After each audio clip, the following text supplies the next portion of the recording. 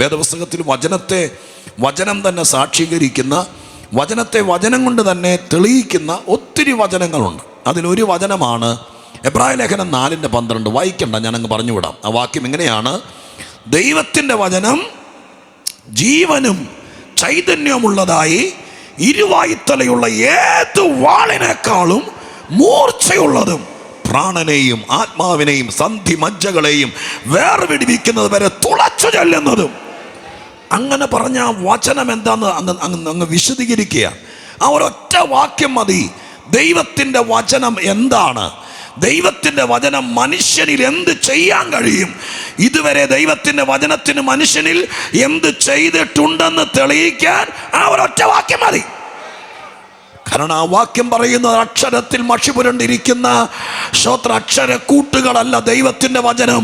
പിന്നെയോ ദൈവത്തിൻ്റെ വചനത്തിനകത്ത് ജീവനുണ്ട്, ദൈവത്തിൻ്റെ വചനത്തിനകത്ത് ചൈതന്യമുണ്ട്.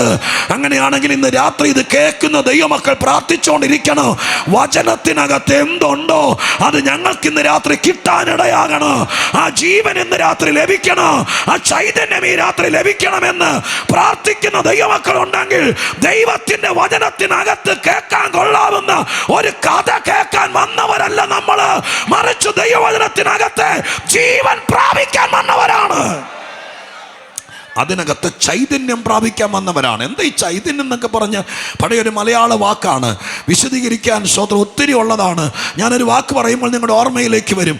13 വർഷങ്ങൾക്ക് വേദപുസ്തക ചരിത്രത്തിൽ സ്തോത്രം വേദപുസ്തകത്തിലെ ഏറ്റവും അധികായനായ പഴയ നിയമത്തിലെ കഥാപാത്രമായിരിക്കുന്ന യാക്കോബിൻ്റെ ജീവിതത്തിൽ 13 വർഷങ്ങൾക്ക് മുമ്പ് തൻ്റെ ഇഷ്ടപുത്രൻ യോസേപ്പ് നഷ്ടപ്പെട്ടു, അവൻ മരിച്ചു എന്നുള്ളൊരു തെറ്റിദ്ധാരണയിൽ, കാട്ടുമൃഗം കടിച്ചു കീറി എന്നുള്ള ധാരണയിൽ അന്ന് ചൈതന്യം നഷ്ടപ്പെട്ട് മനോദുഃഖത്തോടെ നമ്രമുഖിയായി ഉൾവലിഞ്ഞ് അകത്തൊതുങ്ങിപ്പോയ അധികായനായ യാക്കോബ് എന്ന മനുഷ്യൻ, ആ മനുഷ്യൻ ഒരു സുപ്രഭാതത്തിൽ അറിയുകയാണ്, മിസ്രയീമിൽ നിന്ന് തൻ്റെ മകൻ യോസേപ്പ് കൊടിവെച്ചൊരു രഥം തൻ്റെ കൂടാരത്തിൻ്റെ വാതിക്കൽ അയച്ച് അപ്പനെ മിസ്രയീമിലേക്ക് കൊണ്ടുപോകാൻ വേണ്ടി യൂണിഫോം ധാരികളായ മിസ്രയീമിലെ സൈന്യാധിപന്മാർ യാക്കോബിനെ തിരക്കി വന്നപ്പോൾ ഉൽപ്പത്തി പുസ്തകത്തിന്റെ എഴുത്തുകാരൻ എഴുതിയിരിക്കുന്നു, ഇവിടെ ഇരിക്കുന്ന പ്രായമുള്ള അമ്മമാരെ പോലെ പിതാക്കന്മാരെ പോലെ ജരാനരകളും മനോദുഃഖവും ബാധിച്ച് ഒതുങ്ങിപ്പോയ മനുഷ്യൻ യോസേപ്പ് ജീവിച്ചിരിക്കുന്നു എന്ന് കേട്ടപ്പോൾ ചൈതന്യം പ്രാപിച്ചെന്ന്. ഹല്ലേലൂയ. യേശുവിൻ്റെ നാമത്തിൽ ഇന്ന് രാത്രി പറയാൻ തുടങ്ങുമ്പോഴേ, അനുഗ്രഹിക്കപ്പെട്ട ഈ പുൽപിറ്റിൽ നിൽക്കുമ്പോഴേ സ്വർഗം എന്നോട് ദൈവത്തിൻ്റെ ദൂതൻ്റെ കലവറ തുറക്കുന്നു. ഏതൊക്കെയോ കാരണം കൊണ്ട് മനസ്താപമുള്ള, മനോദുഃഖമുള്ള, ഭാരമുള്ള, നിരാശയുള്ള, മക്കളെ കുറിച്ച് വേദനയുള്ള, കരയുന്ന ഏതൊക്കെയോ അപ്പന്മാരോട് അമ്മമാരോട് ഇന്ന് രാത്രി തുടക്കത്തിൽ ദൈവം പറയുന്നു, നിങ്ങളുടെ ജീവിതത്തിന് ദുഃഖം മാറ്റിയിട്ട് ചില തെളിവുകൾ തന്നിട്ട്, ചില അടയാളങ്ങൾ തന്നിട്ട് ചൈതന്യം പകരാൻ പരിശുദ്ധ ദൈവം വിശ്വസ്തനാണെന്ന് ആത്മാവിൽ പറയുമ്പോൾ എത്ര ദൈവമക്കൾ ആഗ്രഹിക്കുന്നുണ്ട് ഇതിനേക്കാൾ അപ്പുറം ചൈതന്യം എൻ്റെ മേലെ വ്യാപരിക്കണം എന്ന് പ്രാർത്ഥിക്കുന്ന ദൈവമക്കൾ ഈ രാത്രിക്കാലം അത് വിട്ടുകളയരുത്. നിങ്ങൾക്ക് ലഭിക്കുന്ന ഇൻസ്പിറേഷൻ അനുസരിച്ച് കരമടിച്ചോ, അന്യഭാഷ പറഞ്ഞോ, സ്തോത്രം ചെയ്തോ, ഏത് വിധേനയും ഈ അന്തരീക്ഷത്തിന് നടുവിൽ കർത്താവേ, ഞാൻ പഠിച്ചവനാണ്, ഞാൻ ജീവിക്കാൻ ആഗ്രഹമുള്ളവനാണ്, ഞാൻ അഭിഷേകം പ്രാപിച്ചവനാണ്, എൻ്റെ അകത്ത് ദൈവാധിവാസമുണ്ട്, ഞാൻ തിരുവെഴുത്ത് അംഗീകരിച്ചവനാണ്, ഞാനൊരു കർത്തൃദാസനാണ്. പക്ഷെ എവിടെയൊക്കെയോ ചൈതന്യം ചോർന്നു പോയ വിഷയത്തിന്റെ മേൽ ഇന്ന് രാത്രി ദൈവമത് യേശുവിന്റെ നാമത്തിൽ തുടക്കം മുതലേ ആശീർവാദത്തിന് മുമ്പ് ദൈവം ഇന്ന് രാത്രി കേൾക്കുന്നവൻ വീട്ടിലിരുന്ന് കേട്ടാലും വിശ്വസിക്കാൻ തയ്യാറായാൽ നിന്റെ കുടുംബത്തിന്റെ ഗതികേട് മാറ്റി ചൈതന്യം മടക്കി തരുമെന്ന് ദൈവത്തിന്റെ ആത്മാവ് പറയുമ്പോൾ അത് ഈ നാട്ടിൽ തെളിഞ്ഞ് കാണണമെന്ന് ആഗ്രഹിക്കുന്ന ദൈവമക്കൾ ഒരുമിച്ച് കരമുയർത്തി സ്തോത്രം ചെയ്തുകൊണ്ട് പറ, അതാണ് ഞങ്ങൾ പ്രതീക്ഷിക്കുന്നത്. ഹല്ലേലൂയ.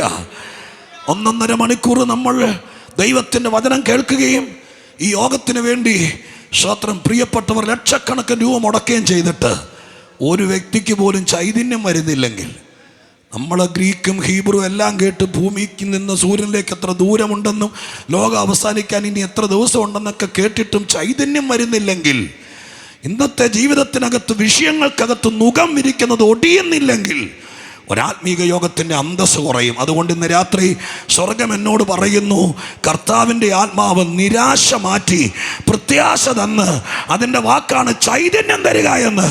നടക്കത്തില്ലെന്ന് വാദിക്കുന്ന വിഷയം ഇന്ന് രാത്രി നടക്കുമെന്നൊരു കത്ത് വന്നാൽ, ഒരു ഫോൺ കോൾ വന്നാൽ, ഒരു ഇമെയിൽ വന്നാൽ നിങ്ങൾക്ക് എത്ര സന്തോഷമുണ്ടാകും.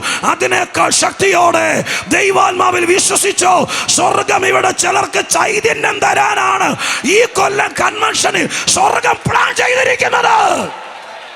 നിരാശപ്പെടുത്തിയ എല്ലാ വേദനകളും ഇന്ന് രാത്രി മാറട്ടെ എന്ന് നിങ്ങളോടുകൂടെ ഈ നാട്ടിൽ നിന്ന് ഞാനും പ്രാർത്ഥിക്കുന്നു. ഒരുപക്ഷെ ഇവിടെ വരാൻ ആരെയൊക്കെയോ ഭയപ്പെട്ടോ മറ്റേതിന്റെ കാരണം കൊണ്ടോ അകന്നു നിന്ന് കേൾക്കുന്നവരാണെങ്കിൽ പോലും അവർക്കൊരു അനുഭവം ഉണ്ടാകട്ടെ. ദൈവമക്കൾ അവർക്കൂടെ വേണ്ടി പ്രാർത്ഥിക്കുന്ന, അതാ ഞങ്ങളുടെ നാട്ടിൽ തകർന്നിരിക്കുന്നവർ, മരിച്ചാ മതി എന്ന് പറയുന്നവർ, ആത്മഹത്യക്ക് മനസ്സുകൊണ്ട് പ്ലാൻ ചെയ്യുന്നവർ ആരെങ്കിലും ഉണ്ടോന്ന് എനിക്കറിയില്ല. ഇതെന്റെ വെളിപ്പാടൊന്നുമല്ല, പക്ഷേ വചനം പറയുന്നിടത്ത് ഈ വക ദുരന്തങ്ങൾ മാറിപ്പോണം. അത് സംഭവിക്കാൻ വേണ്ടി വളരെ പ്രാർത്ഥിച്ചോളണം. അപ്പോൾ ഒരു യോഗത്തിന് ഇരിക്കുമ്പോൾ ഞാൻ നിങ്ങളൊരു കർത്തൃദാസൻ എന്ന നിലയ്ക്ക് സ്നേഹത്തോടെ സ്തോത്രം ഉപദേശിക്കാം. നിങ്ങളുടെ കർത്തൃദാസന്മാർ സ്തോത്രം ഞായറാഴ്ച സഭായത്തിൽ ദൈവത്തിൻ്റെ വചനം പ്രസംഗിക്കുമ്പോൾ, നിങ്ങളുടെ ഉപവാസ പ്രാർത്ഥനയിൽ പങ്കെടുക്കുമ്പോൾ, ദൈവത്തിൻ്റെ വചനത്തിനകത്ത് ജീവനും ചൈതന്യം ഉണ്ടെങ്കിൽ അതെനിക്ക് കിട്ടണമെന്ന് പ്രാർത്ഥിച്ചുകൊണ്ടിരിക്കണം. അത് കിട്ടണമെന്ന് ആഗ്രഹിക്കുന്നവന് തരാൻ വിശ്വസ്തന. ഡയബറ്റീസും BP-യും ഡയാലിസിസൊക്കെ ആയിട്ട് ജീവിതത്തിൻ്റെ കണ്ണ് പോലും മഞ്ഞച്ചു പോയ ആളുകളെ ദൈവത്തിൻ്റെ വചനം കൊണ്ട് പൊക്കി നിർത്താൻ കഴിയുമെന്ന് കണ്ടിട്ടുള്ള വിശ്വസിക്കുന്ന ഒരാളാണ് ഞാൻ. വചനത്തിന് ചൈതന്യം തരാൻ കഴിയും. അത് പറയാനല്ല, പക്ഷെ പെട്ടെന്ന് ദൈവാത്മാവ് അങ്ങനെ പറയിപ്പിച്ചതുകൊണ്ട് പറഞ്ഞെന്നുള്ളൂ. ഞാൻ വചനത്തെക്കുറിച്ച്, വചനത്തിൽ എന്തുണ്ടെന്നുള്ളതല്ല, ആ വചനത്തിൻ്റെ ഒരു സ്തോത്ര പ്രാധാന്യത പറയാൻ വേണ്ടിയിട്ടാണ് ഞാൻ ആ വാക്യം എൻ്റെ ഹൃദയത്തിൽ സ്തോത്രം ബോധ്യപ്പെട്ടത്. മലയാളത്തിലെ വാക്യം ഇങ്ങനെ നമ്മൾ പറഞ്ഞത്, ദൈവത്തിൻ്റെ വചനം ജീവനും ചൈതന്യമുള്ളെന്നും പറഞ്ഞാണ് ആ വാക്ക് മലയാളത്തിൽ തുടങ്ങുന്നത്. ഇംഗ്ലീഷ് ബൈബിൾ കൈകാര്യം ചെയ്യുന്നവരാണെങ്കിൽ ഇംഗ്ലീഷിൽ king James version, king James ആ വാക്യം ആരംഭിക്കുന്നത് ഇപ്രകാരമാണ്: the word of God is quick എന്ന് പറഞ്ഞുകൊണ്ടാണ് ആരംഭിക്കുന്നത്. Word of God is quick. Quick എന്ന് പറഞ്ഞ ക്വിക്കലി, വളരെ പെട്ടെന്ന്, അതിവേഗത്തിൽ എന്നൊക്കെയാണ് ക്വിക്ക് എന്ന വാക്കിനർത്ഥം. ഇംഗ്ലീഷ് ഭാഷ സന്ദർഭോചിതമായിട്ട് അർത്ഥത്തിന് അങ്ങോട്ടും ഇങ്ങോട്ടും ചാഞ്ചാട്ടം നടത്തുന്ന ഒരു ഭാഷയാണെന്ന് എനിക്കറിയാം. പക്ഷെ സാധാരണക്കാരന് മനസ്സിലാകുന്ന രീതിയിൽ ഞാൻ ആ വാക്കെന്ന് പറയാം. The word of God is quick എന്ന് പറഞ്ഞ് ആരംഭിക്കുമ്പോൾ അതിൻ്റെ ഒരു വ്യാഖ്യാനം ഇപ്രകാരം പറയാം: ലോകത്തിൽ മനുഷ്യനിൽ ഏറ്റവും ക്വിക്കലി, ഏറ്റവും വേഗത്തിൽ മനുഷ്യനിൽ ഫലിക്കുന്നത് ദൈവത്തിൻ്റെ വചനമാണ്. സ്തോത്രം. ഞാൻ എൻ്റെ മനസ്സിൽ പരിശുദ്ധാത്മാവ് തന്നിരിക്കുന്ന പ്രസംഗം മാറ്റിവെച്ച് വേഗത്തിൽ വചനം പ്രസംഗിച്ച ഒരു 3-4 സന്ദർഭം പറഞ്ഞാൽ തന്നെ ഒരു 9:15 കിട്ടും. പക്ഷെ അതിലേക്ക് പോകാൻ ഇന്ന് രാത്രി ഞാൻ ശ്രമിക്കുന്നില്ല, കാരണം ഇതെല്ലാം ഇതിനകത്തുള്ളതാണ്. എങ്കിലും ഞാൻ സ്തോത്രം നിങ്ങളെ ഓർപ്പിക്കാം ഇപ്രകാരം: ശാസ്ത്രത്തിൻ്റെ വീക്ഷണത്തിൽ മനുഷ്യനിൽ ഏറ്റവും വേഗത്തിൽ ഫലിക്കുന്നത്, അതിവേഗം രക്തത്തിൽ കലർന്ന് മനുഷ്യ ശരീരത്തിൽ ഇമ്പാക്റ്റ് ഉണ്ടാക്കുന്നത് സയനൈഡ് ആണെന്നാണ് ശാസ്ത്രം കണ്ടുപിടിച്ചിരിക്കുന്നത്. വസ്തുക്കളിൽ ഏറ്റവും പ്രധാനപ്പെട്ടത് ഇപ്പോൾ വരെയുള്ള തെളിവുകളിൽ വേഗത്തിൽ ശരീരത്തിൽ ഫലിക്കുന്നത് സയനൈഡ് ആണെന്നാണ് ശാസ്ത്രം പറയുന്നത്. ഒരു തരം കെമിക്കലാണ്, വിഷമാണത്. നമുക്കറിയാം, നമ്മുടെ ശരീരത്തിലൊക്കെ പലതും നമ്മൾ സാധാരണ ഉപയോഗിക്കുന്നു. തലവേദന വരുമ്പോൾ ടൈഗർ ബാം പുരട്ടുന്നു. ചിലപ്പോൾ വെളിയിൽ നിന്ന് വരുന്ന ആളുകളൊക്കെ ആക്സ് ഓയിൽ, കോടാലി തൈലം നമ്മൾ സാധാരണ പറയും, ഇല്ലേ? അപ്പം ഇതൊക്കെ പുരട്ടിയാൽ വിത്തിൻ ഇത്ര സെക്കൻഡ് ഇതൊന്ന് ഉപയോഗിച്ചാൽ ചിലപ്പോൾ 5 മിനിറ്റ് കഴിയുമ്പോൾ, 5 മിനിറ്റ് എടുക്കും അത് നമ്മുടെ ശരീരത്തിൽ തൊലിപ്പുറത്ത് പുരട്ടിയത് അകത്തേക്ക് വലിഞ്ഞ വേദനയൊന്ന് ബ്രേക്ക് ചെയ്യാൻ. ആൻറ്റിബയോട്ടിക് എന്ന് പറയുന്ന മെഡിസിൻ ഉണ്ട്. ഇന്ന് കഴിച്ചാൽ ചിലപ്പോൾ 5 ദിവസമൊക്കെയാണ് വൈദ്യശാസ്ത്രമായിട്ട് ബന്ധപ്പെട്ടവർക്കറിയാം അതിൻ്റെ ഒരു കോഴ്സ് എന്ന് പറയുന്നത്. ആയുർവേദമാണെങ്കിൽ പറയുകയും വേണ്ട, കർക്കിടക മാസത്തിൽ കഴിച്ചാൽ ചിങ്ങമാസത്തിലേ ഫലിക്കുകയുള്ളൂ. സ്തോത്രം. അപ്പം ഇതിനൊക്കെ ഫലിക്കുന്നതിനൊരു ഡ്യൂറേഷൻ, കാലാവധിയുണ്ട്. പക്ഷേ സയനൈഡ് ലോകത്തിൽ ഏറ്റവും വേഗത്തിൽ മനുഷ്യനിൽ ഫലിക്കുന്നു എന്നാണ് ശാസ്ത്രം എഴുതി വച്ചിരിക്കുന്നത്. അതിനെക്കുറിച്ച് സ്തോത്രം എഴുതിയിരിക്കുന്നത് ഒരു പുസ്തകം, അതൊരു ദൈവശാസ്ത്രപരമായിരിക്കുന്ന പശ്ചാത്തലത്തിൽ എഴുതിയിരിക്കുന്നൊരു പുസ്തകമാണ്. ആ പുസ്തകത്തിനകത്ത് എഴുതിയിരിക്കുന്നത് ഇങ്ങനെയാണ്: ശാസ്ത്രലോകത്തിലൊരു സയൻറ്റിസ്റ്റ്, ഒരു ശാസ്ത്രജ്ഞൻ ജീവനെ തൃണവൽഗണിച്ചുകൊണ്ട് അപകടമാണെന്ന് അറിഞ്ഞുകൊണ്ടാണെങ്കിലും സയനൈഡിൻ്റെ രുചി എന്താണ്, ഉപ്പാണോ മധുരാണോ കയ്പാണോ പുളിയാണോ എന്നറിയാൻ വേണ്ടിയിട്ട് അദ്ദേഹം പലരും വിലക്കിയെങ്കിലും അതിനുവേണ്ടി അദ്ദേഹത്തിൻ്റെ പഠനശാലയിൽ അദ്ദേഹത്തിൻ്റെ ഇടത്തെ കയ്യിൽ അല്പം സയനൈഡ് എടുത്ത് പിടിച്ച് താഴെ ഒരു വെള്ള പേപ്പർ വെച്ച് വലത്തെ കയ്യിൽ തുറന്ന് പിടിച്ചൊരു പേനയുമായി അദ്ദേഹം ആളുകൾ കാത്തു നിൽക്കുമ്പോൾ ഇടത്തെ കയ്യിലിരുന്ന സയനൈഡ് നാക്കിലേക്ക് തൊടിവിച്ചു. ഇംഗ്ലീഷ് അക്ഷരത്തിലെ ക്യാപിറ്റൽ എസ് എന്ന അക്ഷരം എഴുതി തീരുകയും അദ്ദേഹത്തിൻ്റെ രക്തം കട്ട പിടിച്ച് ബ്രെയിൻ ഹെമറേജായി താഴെ വീണ് ക്ലോട്ടായി അദ്ദേഹം മരിച്ചു. ഇംഗ്ലീഷ് അക്ഷരത്തിലെ എസ് എന്ന അക്ഷരം എഴുതാൻ എത്ര നേരം വേണം? എഴുതാൻ അറിയാവുന്നവർക്ക് സ്തോത്രം. സെക്കൻഡിൻ്റെ ഒരു അംശം കൊണ്ട് പെട്ടെന്ന് തീവ്രവേഗതയിൽ എഴുതിത്തീരും. അത്രയും സമയം കൊണ്ട് ഉമ്മനീരിൽ കലർന്ന സയനൈഡ് രക്തത്തിൽ കയറി രക്തം കട്ട പിടിപ്പിച്ച് ഹൃദയം സ്തംഭിപ്പിച്ച് ബ്രെയിൻ തകർത്ത് എസ് എന്ന അക്ഷരം എഴുതുന്ന സമയം കൊണ്ട് ആളെ കൊന്നു. അത്രയും വേഗതയിൽ സയനൈഡ് ഫലിക്കുമെന്നാണ് ശാസ്ത്രവീക്ഷണത്തിൽ എഴുതി വച്ചിരിക്കുന്നത്. എന്നാൽ എബ്രായ ലേഖനത്തിനകത്ത് പരിശുദ്ധാത്മാവ് എഴുതി വെച്ചു, സയനൈഡിനേക്കാൾ വേഗം ഫലിക്കുന്നതാണ് വചനമെന്ന്. ഇന്ന് രാത്രി ഇത് കേട്ടിട്ട് 6 മാസം കഴിഞ്ഞിട്ട് അടുത്ത കൊല്ലം യോഗത്തിനല്ല, ഇത് കേട്ടോണ്ടിരിക്കുമ്പോൾ ചില വാക്കുകൾ എൻ്റെ അതരത്തിൽ നടർന്ന് വീണ് നാക്കകത്തിടുന്നതിനേക്കാൾ മുമ്പ് ഇതുപോലെ ഏറ്റെടുക്കാൻ ആളുണ്ടെങ്കിൽ, വിശ്വസിക്കാൻ ആളുണ്ടെങ്കിൽ പറയുന്ന സമയത്ത് തന്നെ ഫലിക്കും. യേശുവിൻ്റെ നാമത്തിൽ അങ്ങനെ സംഭവിക്കട്ടെ ഇന്ന് രാത്രി. അതിനുവേണ്ടി ദൈവമക്കൾ ആരെയും തലയും മുറുക്കി ഏതോ കാലത്ത് നടന്ന ഒരു അജ്ഞാത ലോകത്തിലെ സമസ്യ പറയാൻ വേണ്ടി കെട്ടിയ പന്തലല്ല ഇത്. ഇന്ന് രാത്രി ഇവിടെ ഇരിക്കുന്ന കുടുംബങ്ങൾക്കും വ്യക്തികൾക്കും ഈ നാട്ടിലെ ചില വ്യക്തികൾക്ക് കേട്ടോണ്ടിരിക്കുമ്പോൾ, പ്രസംഗം നടന്നുകൊണ്ടിരിക്കുമ്പോൾ, ഈ പന്തലഴിഞ്ഞതിന് ശേഷമല്ല, ഇത് പറഞ്ഞോണ്ടിരിക്കുമ്പോൾ ഇത് കറങ്ങി ചെന്ന് ചില വീടുകളിൽ ഫലിക്കണമെന്ന് ആത്മാവിൽ വിശ്വസിക്കാൻ തയ്യാറായാൽ, ഹല്ലേലൂയ, സ്വർഗം അത് ചെയ്യാൻ വിശ്വസ്തനാണ്, പരിശുദ്ധനാണ്. കർത്താവിൻ്റെ മഹത്വത്തിനായി നന്ദിയോടെ ഞാൻ ദൈവത്തിന് സ്തോത്രം ചെയ്യുകയാണ്. ഇനി ആ വാക്യത്തിൻ്റെ ഉള്ളിലേക്ക് കയറാൻ നിന്നാൽ ഞാൻ കൊണ്ടുവന്ന പ്രസംഗം പറയാനുള്ള സമയം ഒത്തിരി ഞാൻ കവർന്നെടുക്കും അതിനു വേണ്ടി. അതുകൊണ്ട് ഞാൻ ഭയപ്പെടുന്നു. ദൈവസന്നിധിയിൽ നമുക്ക് വീണ്ടും ഒരു നിമിഷം കൂടെ കർത്താവിൻ്റെ പാദപീഠത്തിൽ മനസ്സ് അധികം വലിയ പ്രാർത്ഥനയിലേക്ക് പോകേണ്ട, കണ്ണൊന്ന് അടച്ചിട്ട് കർത്താവിൻ്റെ സന്നിധാനത്തിൽ എല്ലാവരും ഒരു നിമിഷം പ്രാർത്ഥിച്ചാട്ടെ. 2 കാര്യങ്ങൾ ഓരോരുത്തരും പ്രാർത്ഥിക്കണം. 1, എനിക്കിന്ന് രാത്രി വചനം ഫലിക്കണം, അത് നിങ്ങൾ പ്രാർത്ഥിക്കണം. 2, ഈ നാട്ടിൽ ആർക്കെങ്കിലും ഒരാൾക്ക് ഈ വചനം ഫലിക്കണം കർത്താവേ.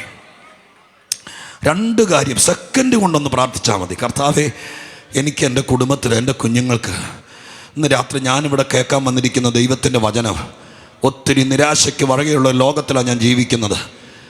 തകർന്നു എന്ന് കേൾക്കുമ്പോൾ ചിരിക്കാനാണ് കൂടുതൽ ആൾക്കാർ. എന്നാൽ ചൈതന്യം വരുത്താൻ കഴിവുള്ള ദൈവത്തിൻ്റെ വചനമാണെങ്കിൽ ഇന്ന് രാത്രി എൻ്റെ കുടുംബത്തിലേക്ക് വചനം തരണേ, എന്നെ ഒന്ന് എഴുന്നേൽപ്പിക്കണേ, എൻ്റെ കുഞ്ഞിനെ ഒന്ന് ഓർക്കണേ. കർത്താവെ, മുഖം വാടിയ വിഷയത്തിലൊരു പരിഹാരം വരുത്തണേ എന്ന് ദൈവത്തോട് നിങ്ങൾ പ്രാർത്ഥിക്കുക. അത്തരം തുറന്ന് പ്രാർത്ഥിക്കുക. കർത്താവ് വചനം അയച്ച് സൗഖ്യമാക്കും. കർത്താവ് വചനം അയച്ച് നിങ്ങളുടെ കുടുംബത്തിൻ്റെ കാര്യങ്ങൾ നടത്തും. നിങ്ങളെവിടെ ഇരിക്കുമ്പോൾ, നിങ്ങളുടെ മക്കൾ ഇരിക്കുന്ന എവിടെയാണോ, വിശ്വസിക്കാൻ ആളുണ്ടെങ്കിൽ അവിടെ വരെ വചനം ചെല്ലും. നിങ്ങൾ ചൂണ്ടിക്കാണിച്ച് പ്രാർത്ഥിക്കുന്ന വീട്ടിൽ വചനം എത്തും. നിങ്ങൾക്ക് പരിചയമുള്ള 4 പേരുടെ പേര് പറഞ്ഞ് പ്രാർത്ഥിച്ചോ, അവിടേക്ക് ദൈവത്തിൻ്റെ വചനം ചെല്ലും. അത് വേഗത്തിൽ ഫലിക്കും. പരിശുദ്ധ ദൈവമേ, ഞങ്ങളുടെ സ്വർഗീയ പിതാവേ, വേഗത്തിൽ ദൈവത്തിൻ്റെ വചനം ഫലിക്കുമെന്നുള്ള ഉറപ്പോടെ രാത്രി കർത്താവെ, ഞങ്ങൾ ആശീർവാദം പറയുന്നതിനേക്കാൾ മുമ്പ് ചിലരുടെ ചിന്താഗതിയെ വചനം മാറ്റിക്കളയും, ചിലരുടെ ധാരണകളെ ദൈവം മാറ്റിക്കളയും. ഞാനത് ആത്മാവിൽ വിശ്വസിച്ച് പറയുകയാണ് കർത്താവേ, ചിലരുടെ പാപപ്രകൃതത്തെ ദൈവത്തിൻ്റെ വചനം കയറി മാറ്റിക്കളയും. ചിലരുടെ രോഗത്തെ ദൈവം മാറ്റിക്കളയും. ചില കുടുംബങ്ങളുടെ കലഹം തീർക്കും വചനം. ചില ആളുകളുടെ പുറകെ നടന്ന് ആക്രമിക്കുന്ന ചില വിഷയങ്ങൾ തീരത്തില്ലെന്ന് വാദിക്കുന്ന പോരുകൾ ഇന്ന് രാത്രി വചനം വിഷയത്തിനും അവർക്കും ഇടയിൽ ഒരു പരിച പോലെ കയറും. സംഭവിക്കണമേ അപ്പാ. അതിനു വേണ്ടി മാത്രം ഞാനിവിടെ നിൽക്കാൻ കർത്താവേ. എന്നെ തന്നെ ഉയർത്തണ്ട, എൻ്റെ അറിവിവിടെ പറയണ്ട, പഠിച്ചു വെച്ചതൊന്നും വേണ്ട കർത്താവേ. ഇവിടെ വചനം ഫലിച്ചാൽ മതിയപ്പാ, വചനം ഫലിച്ചാൽ മതി കർത്താവേ. അതിന്ന് രാത്രി തീ പോലെ ഇറങ്ങി വരട്ടെ, തീ പോലെ വെളിപ്പെടട്ടെ. കർത്താവ് അത് ചെയ്യുമെന്ന് വിശ്വസിക്കുന്നു. എല്ലാവർക്കും അത് ഫലിക്കണമെന്ന് പ്രാർത്ഥിക്കുന്നു. യേശു ക്രിസ്തുവിൻ്റെ നാമത്തിൽ പ്രാർത്ഥിക്കുന്നത് കേൾക്കണമേ സ്വർഗീയ പിതാവേ. കരമുയർത്തി ശക്തിയോടൊരിക്കൽ കൂടി സ്തോത്രം ചെയ്താട്ടെ. എബ്രായ ലേഖനത്തിൽ നിന്നൊരു വാക്യം വായിച്ചുകൊണ്ടാണ് ദൈവത്തിൻ്റെ വചനം സംസാരിക്കാൻ കർത്താവിൻ്റെ ആത്മാവിൽ ഞാൻ ശരണപ്പെടുന്നത്. ദൈവസന്നിധിയിൽ പരിചിതമായിരിക്കുന്നൊരു വേദവാക്യമാണെങ്കിലും സ്തോത്രം, ഓരോ പ്രാവശ്യം വായിക്കുമ്പോഴും ഓരോ പുതിയ പുതിയ ചിന്തകളും ദൂതുകളും ആളുകൾക്കും ദേശത്തിനും ഉതകുന്ന രീതിയിൽ പരിശുദ്ധാത്മാവ് തരുന്നത് കൊണ്ട് പരിചിതമായിരിക്കുന്നൊരു വേദവാക്യം വായിച്ചുകൊണ്ട് രാത്രിയിലെ ദൈവവചന ശുശ്രൂഷയിലേക്ക് കടക്കാൻ ആഗ്രഹിക്കുന്നു. എബ്രായ ലേഖനം 7-ാം അധ്യായം 25-ാം വാക്യമാണ് വായിക്കുന്നത്. ബൈബിൾ നിവർത്തി നിങ്ങൾ ആ വാക്യം ഒന്ന് ശ്രദ്ധിച്ചാൽ നന്നായിരിക്കും. 7:25 എബ്രായ ലേഖനം വായിച്ചാട്ടെ. അതുകൊണ്ട് മുഖാന്തരമായി ദൈവത്തോട് അടുക്കുന്നവർക്ക് വേണ്ടി പക്ഷവാദം ചെയ്യുവാൻ സദാ ജീവിക്കുന്നവനാകയാൽ അവരെ പൂർണ്ണമായി രക്ഷിക്കുവാൻ അവൻ പ്രാപ്തനാകുന്നു. മതി. അതുകൊണ്ട് താൻ മുഖാന്തരമായി ദൈവത്തോട് അടുക്കുന്നവർക്ക് വേണ്ടി പക്ഷപാതം ചെയ്യുവാൻ സദാ ജീവിക്കുന്നവനാകയാൽ അവരെ പൂർണ്ണമായി രക്ഷിപ്പാൻ താൻ പ്രാപ്തനാകുന്നു. ക്രിസ്തു കേന്ദ്രീകൃതമായിരിക്കുന്ന ഒരു വാക്യമാണ് ഈ വാക്യം. യേശു ക്രിസ്തുവിനെ കേന്ദ്രീകരിച്ചുള്ള വാക്യം. വേദപുസ്തകത്തിൻ്റെ മറ്റൊരു പ്രത്യേകത പറയാം. വേദപുസ്തകം വ്യത്യസ്തമായിരിക്കുന്ന ഒട്ടനവധി വിഷയങ്ങളാൽ നിമിത്തമാണ്. ഇതിനകത്ത് കുടുംബത്തെക്കുറിച്ച് വലിയ വലിയ കാര്യങ്ങൾ എഴുതിയിട്ടുണ്ട്. ഭാര്യ ഭർത്തൃ ബന്ധത്തെക്കുറിച്ച്, മക്കളെക്കുറിച്ച്, സ്വർഗത്തെക്കുറിച്ച്, ദൈവത്തെക്കുറിച്ച്, നരകത്തെക്കുറിച്ച്, പരിശുദ്ധാത്മാവിനെക്കുറിച്ച്, യേശുവിനെക്കുറിച്ച്, സഭയെക്കുറിച്ച്, മനുഷ്യനെക്കുറിച്ച്, നശ്വരമായിരിക്കുന്ന ഈ ലോകത്തെക്കുറിച്ച്, വരാനിരിക്കുന്ന നിത്യതയെക്കുറിച്ച്, യേശുക്രിസ്തുവിൻ്റെ മടങ്ങി വരവിനെക്കുറിച്ച് എന്നിത്യാദി എത്രയോ എത്രയോ വിഷയങ്ങളാണ് വേദപുസ്തകത്തിനകത്ത് വിഷയമായിട്ട് നിൽക്കുന്നത്. ഇപ്പോൾ ഒരു വാക്യം ശ്രദ്ധിക്കുമ്പോൾ, ഒരു ഭാഗം ശ്രദ്ധിക്കുമ്പോൾ അത് എന്തിനെക്കുറിച്ച് ആരെക്കുറിച്ച് പറഞ്ഞിരിക്കുന്നു എന്നത് ഒരു വിഷയം തെളിയിക്കാൻ ഏറ്റവും അനിവാര്യമാണ്. അതുകൊണ്ട് എബ്രായ ലേഖനം 7:25 വായിക്കുമ്പോൾ അതിനകത്ത് വേറെ ആരുടെയും കാര്യമില്ല, ഒരു നെല്ലടക്കി പഴുതില്ല. ആ വാക്യം മുഴുവൻ യേശുവിനെ കേന്ദ്രീകരിച്ചാണ്. യേശുവിനെ കേന്ദ്രീകരിച്ചെന്ന് മാത്രം പറഞ്ഞാൽ തൃപ്തിയാകില്ല. യേശുവിനെ കുറിച്ച് അതിപ്രധാനമായിരിക്കുന്ന 6 കാര്യങ്ങളാണ് ആ വാക്യത്തിൽ പറഞ്ഞിരിക്കുന്നത്. ക്രിസ്തു കേന്ദ്രീകൃതമായിരിക്കുന്ന 6 കാര്യങ്ങൾ. എന്താണ് 6 കാര്യങ്ങൾ ഞാൻ വേഗത്തിൽ പറയാം. 6 കാര്യങ്ങൾ. 1, ആ വാക്ക് തുടങ്ങുന്നത് ഇങ്ങനെയാണ്: താൻ മുഖാന്തരമായി. സ്തോത്രം. എഴുതുന്നവർക്ക് വേണ്ടി ഞാൻ ഇങ്ങനെ പറയാം: മുഖാന്തരമാകുന്ന ക്രിസ്തു. സ്തോത്രം. 1 ഞാൻ പറഞ്ഞിട്ടൊരല്പം വിശദീകരിക്കാം. മുഖാന്തരമാകുന്ന ക്രിസ്തു. രണ്ടാമത്തത് ദൈവത്തോട് മനുഷ്യനെ അടുപ്പിക്കുന്ന ക്രിസ്തു. മനുഷ്യനെ ദൈവത്തോട് അടുപ്പിക്കുന്ന ക്രിസ്തു. മനുഷ്യൻ ദൈവത്തിൽ നിന്ന് എന്നാണ് അകന്നത്? വേറെ ആരെങ്കിലും മനുഷ്യനെ ദൈവത്തോട് അടുപ്പിക്കാൻ നോക്കിയിട്ടുണ്ടോ? മനുഷ്യൻ ദൈവത്തോട് അടുക്കാൻ വേണ്ടി ആഗ്രഹിക്കുന്നവനാണോ? ആ ആഗ്രഹത്തിൻ്റെ വെളിച്ചത്തിൽ മനുഷ്യൻ ചെയ്തു കൂട്ടുന്ന കർമ്മങ്ങൾ എന്തൊക്കെയാണ്? ആ കർമ്മങ്ങൾ ദൈവത്തോട് അടുപ്പിക്കാതെ അവരെ പരാജയപ്പെടുത്തിയത് ഏതൊക്കെ വിധത്തിലാണ്? എന്നാൽ യേശുക്രിസ്തു എങ്ങനെയാണ് മനുഷ്യനെ ദൈവത്തോട് അടുപ്പിക്കുന്നത്? ഈ വക കാര്യങ്ങളൊക്കെ പ്രബന്ധ സമാനമായ വിഷയമാണ്. ഈ ഓരോ കാര്യങ്ങളും ഓരോ രാത്രി പറയാനുള്ള വിഷയമാണ്. ഒരു 6 രാത്രി പറയണം, എന്നാലേ ഓരോ കാര്യങ്ങളെ നമുക്ക് തെളിച്ച് വിശദീകരിച്ച് തൃപ്തിയാക്കി പറയാൻ പറ്റൂ. ഇപ്പോൾ 1, മുഖാന്തരമാകുന്ന ക്രിസ്തു. 2, മനുഷ്യരെ ദൈവത്തോട് അടുപ്പിക്കുന്ന ക്രിസ്തു. 3, പക്ഷവാദം ചെയ്യുന്ന ക്രിസ്തു. എന്താണ് പക്ഷവാദം? ലോകത്തിൽ 850 കോടി ആളുകൾ ജീവിച്ചിരിക്കുന്നു. അവർക്കെല്ലാവർക്കും വേണ്ടി യേശു പക്ഷവാദം ചെയ്യുന്നുണ്ടോ? പിന്നെ ആർക്ക് വേണ്ടിയിട്ടാണ് യേശു പക്ഷവാദം ചെയ്യുന്നത്? യേശുവിനെ പോലെ ഒരാൾ പക്ഷവാദം ചെയ്യാനുണ്ടെങ്കിൽ അവൻ്റെ ജീവിതം എത്ര ധന്യമാണ്. ഇതെല്ലാം ഈ മനുഷ്യായുസ്സിൽ ജീവിച്ചിരിക്കുമ്പോൾ പഠിക്കേണ്ട സബ്ജക്റ്റാണ്. കമ്പ്യൂട്ടറും ജർമ്മനും മാത്രം പഠിച്ച നമ്മുടെ പിള്ളേരെ തീർക്കരുത്. ഈ വക കാര്യങ്ങളൊക്കെ പഠിക്കാൻ അവരെ നിർബന്ധിക്കണം, പഠിപ്പിക്കണം. 3-മത്തത് ഈ വാക്യത്തിനകത്ത് പക്ഷവാദം ചെയ്യുന്ന ക്രിസ്തു. 4-മത്തത് സദാ ജീവിക്കുന്ന ക്രിസ്തു. സദാ ജീവിക്കുന്ന ക്രിസ്തു. ആ വാക്കിന് തനതായ നാടൻ പ്രയോഗം എന്താണ്? അങ്ങനെ സ്തോത്രം, യേശുവിനെ എത്ര മഹത്വത്തോടെ ആ വാക്യത്തിൽ കാണാൻ കഴിയും എന്നതെല്ലാം പ്രധാനപ്പെട്ട വിഷയമാണ്. അടുത്തത്, അഞ്ചാമത്തത്, പൂർണ്ണമായി രക്ഷിക്കുന്ന ക്രിസ്തു. എന്താണ് രക്ഷയുടെ പൂർണ്ണത? എപ്പോഴാണ് രക്ഷയുടെ പൂർണ്ണതയിലെത്തുന്നത്? ഇതെല്ലാം സുവിശേഷത്തെ സംബന്ധിച്ച് ഏറ്റവും പ്രധാനപ്പെട്ടതാണ്. ആറാമത്തത്, പ്രാപ്തനായ ക്രിസ്തു. സ്തോത്രം, പ്രാപ്തനായ ക്രിസ്തു. ഇങ്ങനെ 6 വിഷയങ്ങൾ യേശുവിനെ കേന്ദ്രീകരിച്ച് ആ വാക്യത്തിനകത്തുണ്ട്. ഞാൻ ആദ്യം ഓർപ്പിച്ചതുപോലെ 6 കാര്യങ്ങൾ കൂടെ പറയാൻ നോക്കിയാൽ ഒന്നും എത്തിയാല. എങ്കിലും അംശാംശമായി പറഞ്ഞിട്ട് ഈ 6 കാര്യത്തിലും അല്ല ഇന്ന് രാത്രി എൻ്റെ ദൂത് കിടക്കുന്നത്. ഈ 6 കാര്യങ്ങളുടെ അടിസ്ഥാനത്തിലൂടെ ഈ വാക്യത്തിൻ്റെ പിന്നാമ്പുറത്തേക്ക് ഇറങ്ങിയെങ്കിലേ ഈ ദേശത്തോട് പറയാനുള്ള ദൈവത്തിൻ്റെ ആലോചന ദൈവമായ കർത്താവ് തന്നിരിക്കുന്നത് പൂർത്തിയാവുള്ളൂ.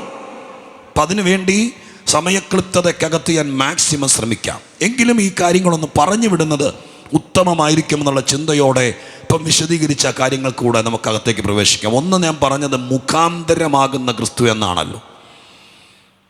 ഇവിടെ ഇരിക്കുന്ന എല്ലാവർക്കും, നമ്മളെല്ലാവരും വിവിധ പ്രായക്കാർ, 50 വയസ്സുകാർ, 80 വയസ്സുകാർ, സ്തോത്രം 60-കാർ, 40-കാരൊക്കെ ജീവിതത്തിൽ പല നിലവാരത്തിൽ ഇരിക്കുന്നവർ എൻ്റെ അടുത്ത് മുമ്പിലൊക്കെ ഇരിക്കുന്നുണ്ട്, കർത്തൃദാസന്മാരടക്കം. ഇന്ന് രാത്രി മനസാക്ഷിയെ വഞ്ചിക്കാതെ, അഹങ്കാരമില്ലാതെ ഇവിടെ സത്യസന്ധമായി പറയുകയാണെങ്കിൽ നമ്മൾ ഇവിടെ വരെ എത്താൻ ആരൊക്കെയോ മുഖാന്തരായിട്ടുണ്ട്. തന്നെ ഇവിടെ എത്തിയതല്ല, തന്നെ വളർന്നതല്ല, തന്നെ ആളായതല്ല, തന്നെ സ്റ്റേജ് അടക്കിയതല്ല, ആരൊക്കെയോ മുഖാന്തരമായി ഞാൻ ഇവിടെ വരെ എത്താൻ. ഹല്ലേലൂയ.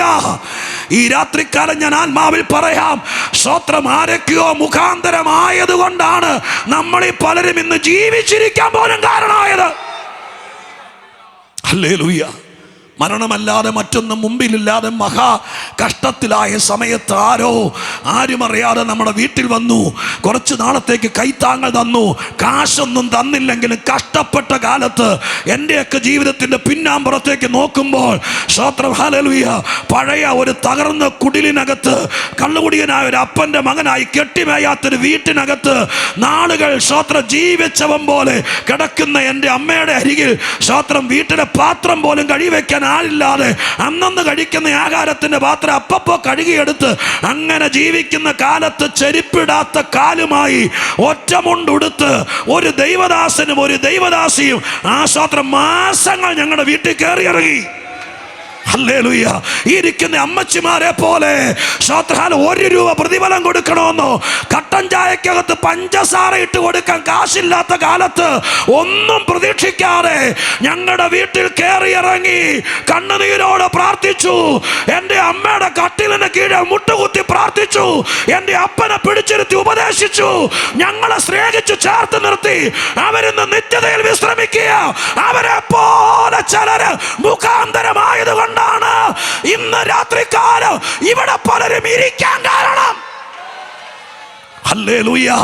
നന്ദിയുള്ള മനസ്സുണ്ടെങ്കിൽ ഇന്ന് രാത്രി ഞാനിത് പറയുമ്പോൾ ഒരു പുറകോട്ടൊന്ന് 10 കൊല്ലം 20 കൊല്ലം 40 കൊല്ലം പുറകോട്ട് പോകണം. പോയിട്ടൊന്ന് ഓർക്കണം, ദൈവമേ, ഉടുതുണിക്ക് മറുതുണിയില്ലാതെ മാറിയിടാൻ ഒന്നുമില്ലാത്ത കാലത്ത് ആരും അറിയാതെ വീട്ടിൽ വന്നവര്, ആഹാരത്തിനുള്ള വക തന്നവര്, എന്തിനേറെ പറയുന്നു സുവിശേഷവുമായി വീട്ടിൽ വന്നവര്, ഒന്നും പ്രതീക്ഷിക്കാതെ നമുക്ക് വേണ്ടി പ്രാർത്ഥിച്ചവര്, നമ്മൾ നിമിത്തം നിന്ന സഹിച്ചവര്, ആട്ടിക്കൊണ്ടവര്, ആട്ടും തുപ്പുമേറ്റവര്, അങ്ങനെ പലരും മുഖാന്തരം രക്ഷപ്പെട്ടവർ ഇന്ന് രാത്രി ഇവിടെ വന്നിട്ടുണ്ടെങ്കിൽ അവർ ഈ രാത്രിക്കാലം നന്ദിയോടെ ആരെയും നോക്കാതെ ആത്മബലത്തോടെ ദൈവത്തിന് സ്തോത്രം ചെയ്താട്ടെ.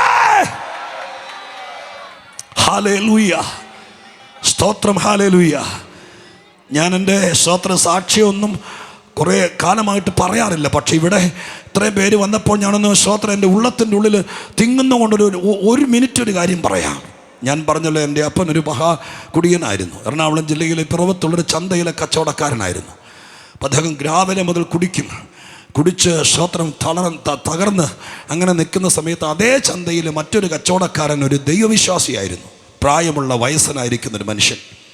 അദ്ദേഹം സ്തോത്രം എൻ്റെ അപ്പനെ, അദ്ദേഹം പിന്നീട് പറഞ്ഞ വാക്കിതാണ്, അദ്ദേഹത്തോട് ദൈവം പറഞ്ഞു എൻ്റെ അപ്പനെ നേടണമെന്ന്. സ്തോത്രം. നേടണമെന്നൊക്കെ പറഞ്ഞാൽ അന്ന് ഞങ്ങൾക്ക് മനസ്സിലായില്ല, നിങ്ങൾക്ക് മനസ്സിലാവുമെന്നറിയില്ല. ആത്മീയരായിരിക്കുന്ന ആളുകൾക്കറിയ ഒരു ഭാഷയാണത്. എൻ്റെ അപ്പനാകട്ടെ നിരീശ്വരനല്ലായിരുന്നു, ജീവിക്കാൻ വേണ്ടി.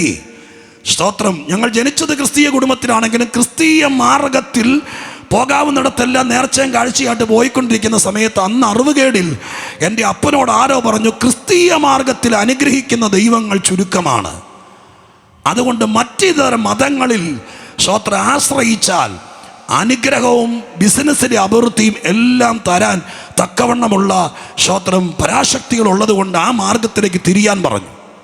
പച്ചയ്ക്ക് സത്യം ഞാൻ പറയുന്നു, കേരളത്തിലെ പ്രസിദ്ധമായ പല ക്ഷേത്രങ്ങളിലും അത് കേട്ട് വഴിപാടുകളും നേർച്ചകളുമായി ആചാരങ്ങൾ അനുഷ്ഠിച്ച് കടന്നുപോയി. മന്ത്രവാദം ഉൾപ്പെടെ ഒരുപാട് കാര്യങ്ങൾക്ക് വേണ്ടി പോയി.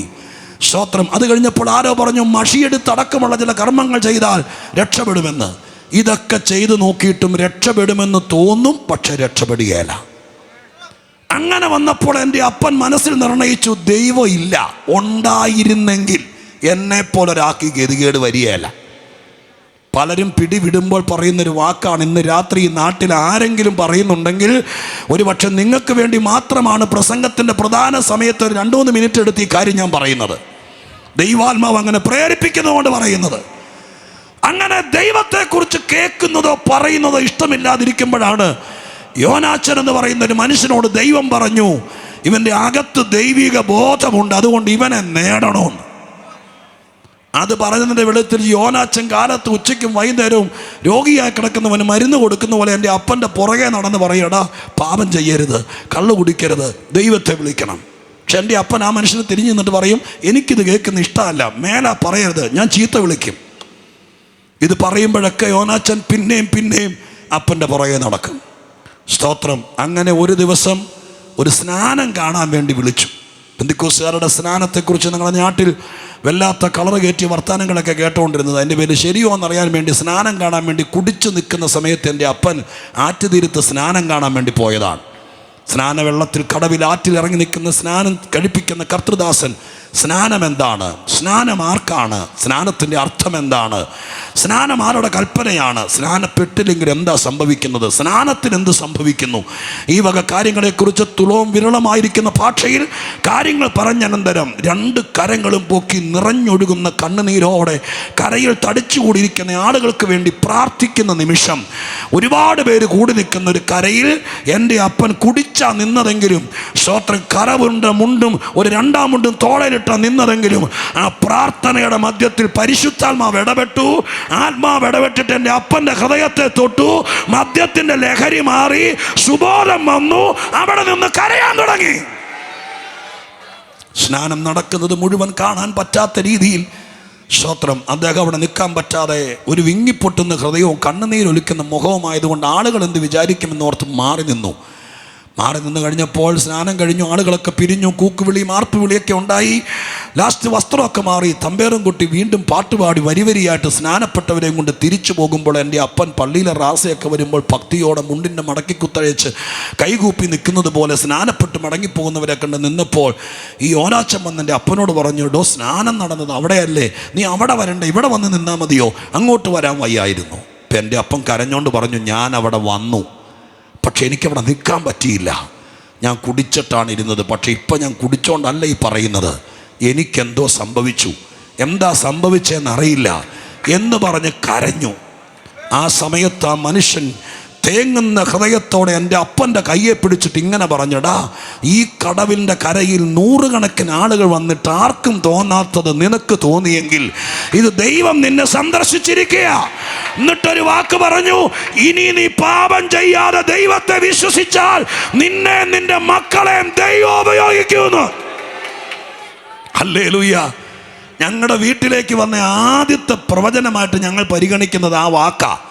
വഴിയോരത്ത് നിൽക്കുമ്പോൾ, സ്തോത്രം, കറപുരുണ്ട കച്ചവടക്കാരൻ്റെ തുണി ഉടുത്ത് നിൽക്കുമ്പോൾ, ഇതുപോലെ വിരിച്ചൊരുക്കിയ മേക്കട്ടിയുള്ളൊരു പന്തലിന് കീഴെ പ്രാർത്ഥിക്കുന്ന ദൈവദാസന്മാരുടെ അകമ്പടിയിൽ പാട്ടുകാരും സ്തോത്രം പറയുന്നവരും ഇരിക്കുന്നവരുടെ അടുക്കൽ വെള്ളവസ്ത്രം ധരിച്ചിരുന്നപ്പോഴല്ല ഞങ്ങളുടെ വീട്ടിലേക്ക് ദൈവം ദൂതുമായി വന്നത്, സ്തോത്രം, വഴിത്തലക്കൽ നിന്നപ്പോഴും. അതുകൊണ്ട് ഇന്ന് രാത്രി ഞാൻ ചാരിതാർത്ഥത്തോടെ പറയാം, ഇരുട്ടിൻ്റെ മറവിൽ നിന്നുകൊണ്ട് ഇവരെന്നാ പറയുന്നതെന്ന് കേൾക്കാൻ ഒരു കാഴ്ചക്കാരനെ പോലെ നിന്നാലും അങ്ങേക്ക് ഇന്ന് രാത്രി ദൈവത്തിൻ്റെ സന്ദർശനം മനസ്സിലാക്കാൻ പറ്റും.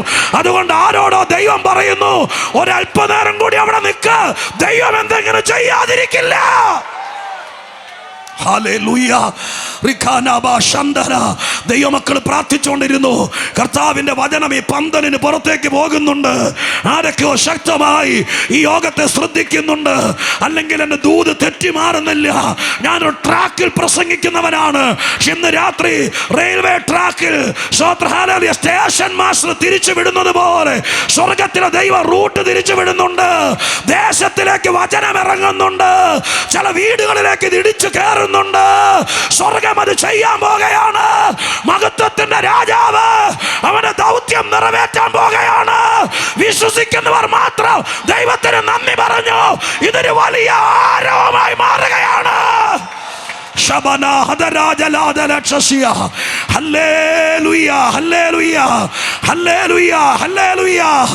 ദൈവത്തിന് സ്തോത്രം ചെയ്യുന്നു. ഞാൻ പറഞ്ഞു വന്നത്, പാപപ്പെട്ട ഒരു സാധാരണ വിശ്വാസിയായിരുന്ന ഈ ഇരിക്കുന്ന അപ്പച്ചന്മാരുടെ പ്രായമുള്ള ഞാൻ കണ്ടിട്ടുണ്ട് ആ മനുഷ്യനെ. സ്തോത്രം. ഞാൻ പ്രവർത്തിക്കുന്ന വെണ്ണിക്കുളത്ത് അദ്ദേഹം ഒരു ദിവസം വന്ന് കാണാൻ വേണ്ടി വയസ്സനായിരിക്കുമ്പോൾ വന്നിട്ടുണ്ട്. ഇന്നദ്ദേഹം നിത്യതയിൽ ശ്രമിക്കുക. ആ മനുഷ്യനോടെ വെച്ച് നിറഞ്ഞൊഴുകുന്ന കണ്ണുനീരോടെ പറഞ്ഞത് കേട്ടതാ. ഞാൻ എൻ്റെ കാതുകൊണ്ട് കേട്ടതാ. ഈ എൻ്റെ അപ്പൻ്റെ പേര് പൈലി എന്ന്. ഈ പൈലിയെ നേടണമെന്ന് ദൈവം എന്നോട് പറഞ്ഞു. അതിൽ കൂടുതലൊന്നും പറഞ്ഞില്ല. ഇന്ന് ഞങ്ങൾ 2 മക്കൾ ദൈവദാസന്മാരായി ദൈവിക ശുശ്രൂഷയെ നിൽക്കുന്ന കണ്ട് ആ മനുഷ്യൻ പുൽപ്പറ്റിൽ കരഞ്ഞു. എന്നിട്ട് ഇങ്ങനെ പറഞ്ഞു, സ്തോത്രം, ദൈവത്തിന്റെ മഹാത്ഭുതങ്ങൾ ഇന്ന് രാത്രികാലം ഞാൻ പറയാം, ഒരു യോനാച്ചൻ മുഖാന്തരമായതാണ് ഇന്ന് രാത്രി ഞാൻ ഇവിടെ പ്രസംഗിക്കാൻ വന്നത്. അങ്ങനെയാണെങ്കിൽ ഇന്ന് രാത്രിത്തെ യോഗം നിനക്ക് മുഖാന്തരമായാൽ ഈ നിൽക്കുന്ന കോശിച്ചായൻ കെട്ടിയ പന്തല്, ഈ വീട്ടുമുറ്റത്ത് കയറി വന്നത്, ഇവിടെ കയറി വന്നില്ലെങ്കിലും ഈ പരിസരത്ത് നിന്നത് കേൾക്കുന്നത്, ഇന്ന് രാത്രി ഇത് മുഖാന്തരമായാൽ നിന്റെ തലമുറയ്ക്ക് ചരിത്രം മാറ്റത്തക്ക രീതിയിൽ ഈ യോഗത്തെ സ്വർഗം അനുഗ്രഹിക്കാതിരിക്കില്ല.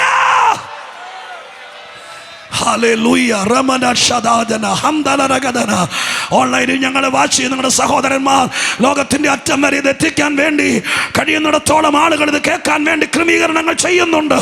നിങ്ങൾ ഭൂമിയുടെ ഏതറ്റത്തിരുന്ന് കേട്ടാലും ഇന്ന് രാത്രി യേശു നിങ്ങൾക്ക് മുഖാന്തരമായാൽ നിങ്ങളുടെ ശാപം തീരും, നിങ്ങളുടെ പാപം തീരും, നിങ്ങൾ ഗതി പിടിക്കത്തില്ലെന്നുള്ള തോന്നൽ മാറും, നിന്റെ മക്കളുടെ ജീവിതം മാറും, അവരുടെ കല്യാണം നടക്കും, അവർ ഉയർത്തപ്പെടാൻ ഇടയാകും, അവരുടെ രാജ്യങ്ങൾ അതിര് തുറക്കും.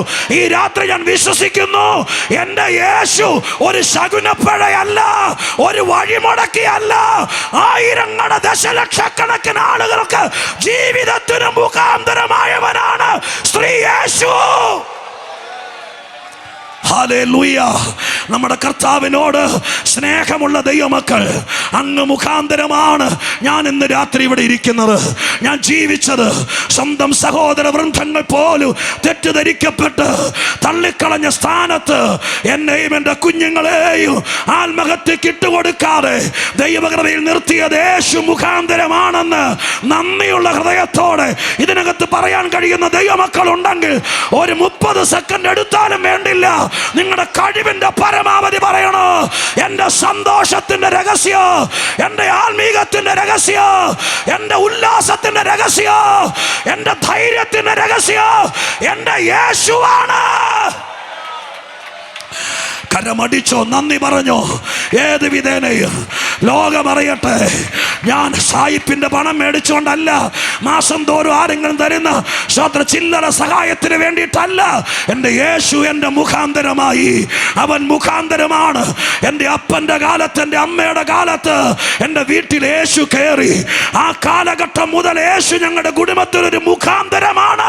അതിൻ്റെ അനുഗ്രഹമാണ് ഞങ്ങൾ അനുഭവിക്കുന്നതെന്ന് ഒന്നോടെ കരമുയർത്തി സ്തോത്രം പറഞ്ഞ് ഞങ്ങൾ തറപ്പിച്ചു. ഹല്ലേലൂയ. പ്രിയരെ, ഈ രാത്രികാലം ഇത്രയും പേര് ക്രിസ്തു മുഖാന്തരമായതുകൊണ്ട് സന്തോഷിക്കുകയും ഉല്ലസിക്കുകയും ചെയ്യുമ്പോൾ ഈ നാട്ടിലെ പ്രിയപ്പെട്ടവരോട് സുവിശേഷം പറയാനാണ് ഞാൻ വന്നത്. ഞാൻ നിങ്ങളെ ഓർപ്പിക്കാം, കടിച്ചാ പൊട്ടാത്ത കുറേ കാര്യങ്ങളൊക്കെ പറഞ്ഞ് വെറുതെ സ്തോത്രം നിങ്ങളുടെ തലച്ചോറ് പഴിപ്പിക്കുന്നതിനേക്കാൾ ലളിത സുന്ദരമായി പറയാം. മുഖാന്തരമാകേണ്ട പലരും നിന്നെ മറന്നപ്പോൾ ഈ രാത്രി ഈ 9-ാം വർഷവും ഈ നിൽക്കുന്ന ഭക്തൻ ഈ പന്തൽ കെട്ടിയത്, ഈ സഭ അതിന് പിന്തുണ കൊടുത്തത് ആർക്കൊക്കെയോ ദൈവം മുഖാന്തരമാകാനാണ്. ആ ഒരു ഉദ്ദേശമല്ലാതെ വേറൊരു ഉദ്ദേശം സത്യസന്ധമായി പുൽപ്പിറ്റിൽ നിന്ന് എനിക്ക് ലഭിക്കുന്ന വെളിപ്പാടനുസരിച്ച് പറയാം, ഇതാരെയും ചവിട്ടിത്താത്താനോ കൊച്ചാക്കി കാണിക്കാനോ സ്തോത്രം ഒന്നിനുമല്ല. ജീവിതത്തിൽ ഒരിടത്തും പോയി രക്ഷപ്പെടാൻ നിവൃത്തിയില്ലാതെ വേര് പിടിക്കാതെ നിൽക്കുന്ന ആരെങ്കിലും ഉണ്ടെങ്കിൽ നിങ്ങൾക്ക് മുഖാന്തരമാകാൻ 2 കരവും നീട്ടി നിൽക്കുന്നൊരു ദൈവമുണ്ട്. അത് ഞങ്ങൾക്ക് മുഖാന്തരമായ യേശുവാണെന്ന് പറയാനാണ്. ഹല്ലേലൂയ. അതുകൊണ്ട് ഇനി മുമ്പിൽ ഒരു വഴിയില്ല, ഇനി ജീവിക്കാൻ നിർവാഹമില്ല. ആത്മഹത്യയെക്കുറിച്ച് 1-ലധികം പ്രാവശ്യം ചിന്തിച്ചു. കുഞ്ഞുങ്ങളെ ഓർത്തിട്ട് കാലാവധി മാറ്റിവെച്ചിരിക്കുകയാണ് എന്നൊക്കെ ഈ നാട്ടിൽ ആരെങ്കിലും മനസ്സിൽ കരുതിയിട്ടുണ്ടെങ്കിൽ ഞങ്ങളെല്ലാവരും കൂടി ചേർന്ന് പറയുന്നു, അരുത്.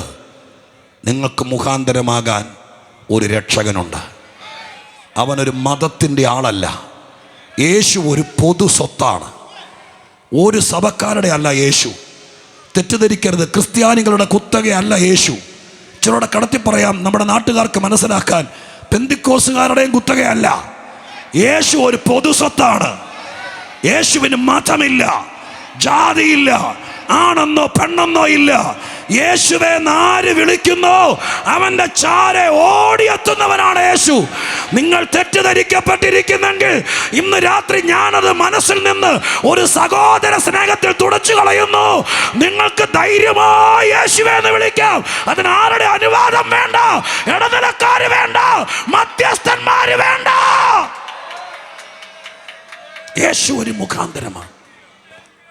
ഞാൻ ഈ പറയുന്നത് സത്യമാണോന്നറിയാൻ വേദപുസ്തകത്തിൽ ചിലരെ വിളിച്ചിവിടെ നിർത്തിയാൽ അവർ ഈ വേദിയിൽ നിരന്ന് നിന്ന് പറയും, ഞാൻ പറയുന്നത് സത്യമാണ്.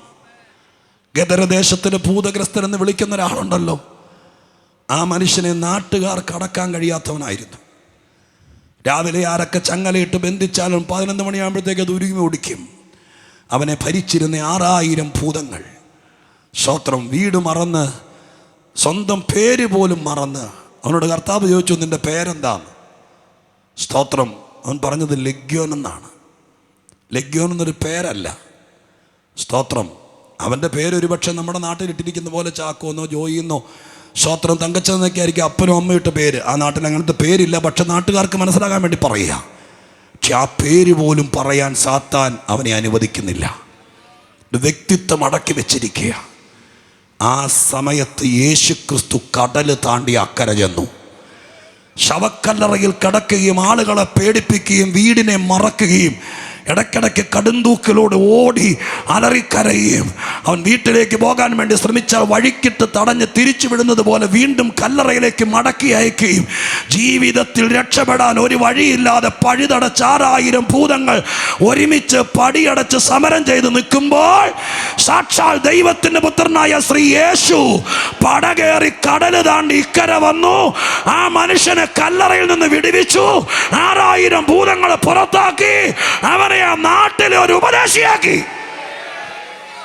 ആ മനുഷ്യൻ ഇന്ന് രാത്രി നിങ്ങളുടെ ഇടയിൽ ഈ വീട്ടുമുറ്റത്ത് കൺവെൻഷൻ ഉണ്ടായിരുന്നെങ്കിൽ എൻ്റെ പ്രസംഗം നടക്കുമ്പോൾ അതിലിവിടെ ഇരിക്കുകയല്ല, ഇരുന്നുറങ്ങിയല്ല, ഒരു സ്തോത്രത്തിൽ നിൽക്കുകയല്ല. ഈ സ്തോത്ര ആൾക്കൂട്ടത്തിന് നടുവിൽ എഴുന്നേറ്റ് നിന്ന് തുള്ളിച്ചാടിക്കൊണ്ട് പറഞ്ഞേനെ, യേശു മുഖാന്തരമാണ് എനിക്ക് വീട്ടിൽ കിടന്നുറങ്ങാൻ പറ്റിയത്. യേശു മുഖാന്തരമാണ് എൻ്റെ മനുഷ്യത്വം മടങ്ങി വന്നത്. യേശു മുഖാന്തരമാണ് ഞാൻ രക്ഷപ്പെട്ടത്. എൻ്റെ പേര് പോലും ഓർക്കാൻ പറ്റിയത് യേശു മുഖാന്തരമാണ്. അങ്ങനെ എത്ര ആളുകൾ. ഞാനിനി അവരുടെ പുറകെ പോകുന്നില്ല. രക്തസ്രാവക്കാരി സ്ത്രീയും ചന്ദ്രരോഗം പിടിപെട്ട യൗവനക്കാരനായിരിക്കുന്ന മനുഷ്യനും വേദപുസ്തകത്തിലെ മറ്റനവധി കുരുടന്മാരും പക്ഷപാതം പിടിച്ച് 4 പേർ ചുമന്നുകൊണ്ട് വന്ന പക്ഷപാത രോഗിയും കുളക്കരയിൽ 38 വർഷമായി കിടന്ന ഗതികെട്ടാതെ കിടന്ന ആ മനുഷ്യനും ഇവരെല്ലാം ഇന്ന് രാത്രി കൺവെൻഷനിൽ ഉണ്ടായിരുന്നെങ്കിൽ ഞാൻ ആശിച്ചു പോയി. ശ്രോത്ര എന്നെ കൊണ്ട് പ്രസംഗിപ്പിക്കത്തില്ലായിരുന്നു അവർ. കാരണം അവരിവിടെ ആർത്ത് വിളിച്ചു പറഞ്ഞേനെ, ഒരുത്തൻ മുഖാന്തരമാണ് രക്ഷപ്പെട്ടത്. മരുന്ന് തോറ്റെടുത്ത് മന്ത്രവാദം ഫലിക്കാത്തടത്ത്, ധ്യാനം ഫലിക്കാതെ പോയപ്പോൾ, ഉപവാസം ഫലിക്കാതെ പോയപ്പോൾ, പ്രാർത്ഥിച്ചിട്ട് നടക്കാതെ പോയപ്പോൾ, വീട്ടുകാർ സഹായിച്ചിട്ട് ഗതി പിടിക്കാതെ പോയപ്പോൾ, സ്വന്തം സഹോദരങ്ങൾ വിസയെടുത്ത് വിദേശത്ത് കൊണ്ടുപോയിട്ടും വേര് പിടിക്കാതെ പോയപ്പോൾ, ആകപ്പാടെ ശകുനപ്പുഴയാണെന്ന് പറഞ്ഞിരിക്കുമ്പോൾ യേശു മുഖാന്തരമായി, ആ മുഖാന്തരമാണ് ദൈവകൃപയിലേക്ക് നമ്മെ അടുപ്പിച്ചത്. പറഞ്ഞാലും തീരാത്ത ആ വാക്കിനായി സ്തോത്രം ചെയ്യും. ഒന്നാമത്തത് ഈ വാക്യത്തിനകത്ത് മുഖാന്തരമാകുന്ന ക്രിസ്തു. ഞാൻ എൻ്റെ കൊതി തീരെ ഒന്നോടെ പറഞ്ഞോട്ടെ, ഈ നാട്ടിൽ ആർക്കോ യേശു മുഖാന്തരമാകാൻ പോവാ.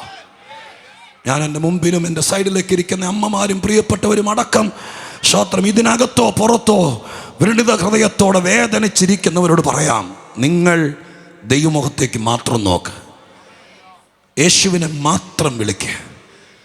ഞാൻ ഈ പറയുന്നത് നിങ്ങളുടെ നാട്ടിൽ ഇപ്പം പറയുന്നത് നിങ്ങൾക്ക് വിശ്വസിക്കാൻ പറ്റുമെങ്കിൽ നിങ്ങൾ ആരോടും പറയണ്ട. അടച്ചിട്ട മുറിക്കകത്ത് കയറി കണ്ണുനീരോടെ പറ, 10,000-ങ്ങൾക്ക് മുഖാന്തരമായ ക്രിസ്തുവേ, എൻ്റെ കുടുംബത്തെ കൂടി രക്ഷിക്കാൻ അങ്ങ് മുഖാന്തരമാകുന്നെങ്കിൽ ഞാൻ എൻ്റെ ഹൃദയ കവാടങ്ങൾ തുറന്നു തരാം എന്നൊരു വാക്ക് പറഞ്ഞാൽ മതി. ഇന്ന് രാത്രി നിൻ്റെ ഗതികേട് മാറും. എനിക്ക് ആ കാര്യത്തിൽ ഉറപ്പുണ്ട്. എന്നെ ആ വാചകത്തിൽ നിന്ന് ദൈവം മാറ്റുന്നില്ല. അത്രയ്ക്ക് ദൈവം ആരെയോ സഹായിക്കാൻ തീരുമാനിക്കുകയാണ്. എങ്കിലും കാര്യം പൂർണ്ണമാക്കേണ്ടത് ആവശ്യമായിരിക്കയാൽ ഞാൻ അല്പം കൂടി വേഗതയിൽ ദ്രുതഗതിയിൽ മുന്നോട്ട് പോകാം. രണ്ടാമത്തെ വാക്ക്, മനുഷ്യനെ ദൈവത്തോട് അടുപ്പിക്കുന്ന ക്രിസ്തു. മനുഷ്യനെ ദൈവത്തോട് അടുപ്പിക്കുന്ന ക്രിസ്തു. ഈ ലോകത്തിൽ നമ്മുടെ ചുറ്റുവട്ടത്ത് 2 തരം മൂവ്മെൻറ്റുകൾ നടക്കുന്നുണ്ട്. അങ്ങനെ പറയുന്നതായിരിക്കും കുറച്ച് കാര്യം ഗ്രഹിക്കാൻ എളുപ്പം. 2 തരം മൂവ്മെൻറ്റുകൾ നമ്മുടെ നാട്ടിൽ അതിപ്രധാനമായി നടക്കുന്നുണ്ട്. ഒന്ന്, മനുഷ്യനെ ദൈവത്തോട് അടുപ്പിക്കുന്നൊരു മൂവ്മെൻറ്റ്. 2, മനുഷ്യനെ ദൈവത്തിൽ നിന്ന് അകറ്റുന്നൊരു മൂവ്മെൻറ്റ്. സ്തോത്രം. ഇങ്ങനെ 2 കാര്യങ്ങൾ നമ്മുടെ നാട്ടിൽ ഇവിടെ നടക്കുന്നുണ്ട്. ഈ യോഗം ഇന്ന് രാത്രികാലം ഇവിടെ ക്രമീകരിച്ചിരിക്കുന്നത് മനുഷ്യനെ ദൈവത്തോട് അടുപ്പിക്കാനാണ്. സ്തോത്രം. അതിനുള്ള ക്രമീകരണമാണ് ഈ പാട്ടും പ്രസംഗവും. ഈ ക്രമീകരണങ്ങളെല്ലാം മനുഷ്യനെ ദൈവത്തോട് അടുപ്പിക്കാനുള്ള ക്രമീകരണമാണ്. സ്തോത്രം. അപ്പോൾ തന്നെ മനുഷ്യനെ ദൈവത്തിൽ നിന്ന് അകറ്റിക്കൊണ്ടു പോകാൻ നമ്മുടെ മുമ്പിലിരിക്കുന്ന പിഞ്ചു കുഞ്ഞുങ്ങളടക്കമുള്ളവരെ ഈ പ്രായത്തിൽ തന്നെ അകറ്റാൻ വേണ്ടി ശ്രമിക്കുന്ന വൻപൻ പരിപാടികൾ നമ്മുടെ ചുറ്റുവട്ടത്ത് നടക്കുന്നുണ്ട്. ഇത് തിരിച്ചറിയാൻ ഇന്ന് രാത്രികാലം ഈ നാട്ടിലെ നല്ലവരായ, രാജ്യസ്നേഹികളായ, കുടുംബസ്നേഹികളായ, മനുഷ്യസ്നേഹികളായ പ്രിയപ്പെട്ടവർക്ക് വേറെ ഒന്നും വേണ്ട സഹോദരങ്ങളെ.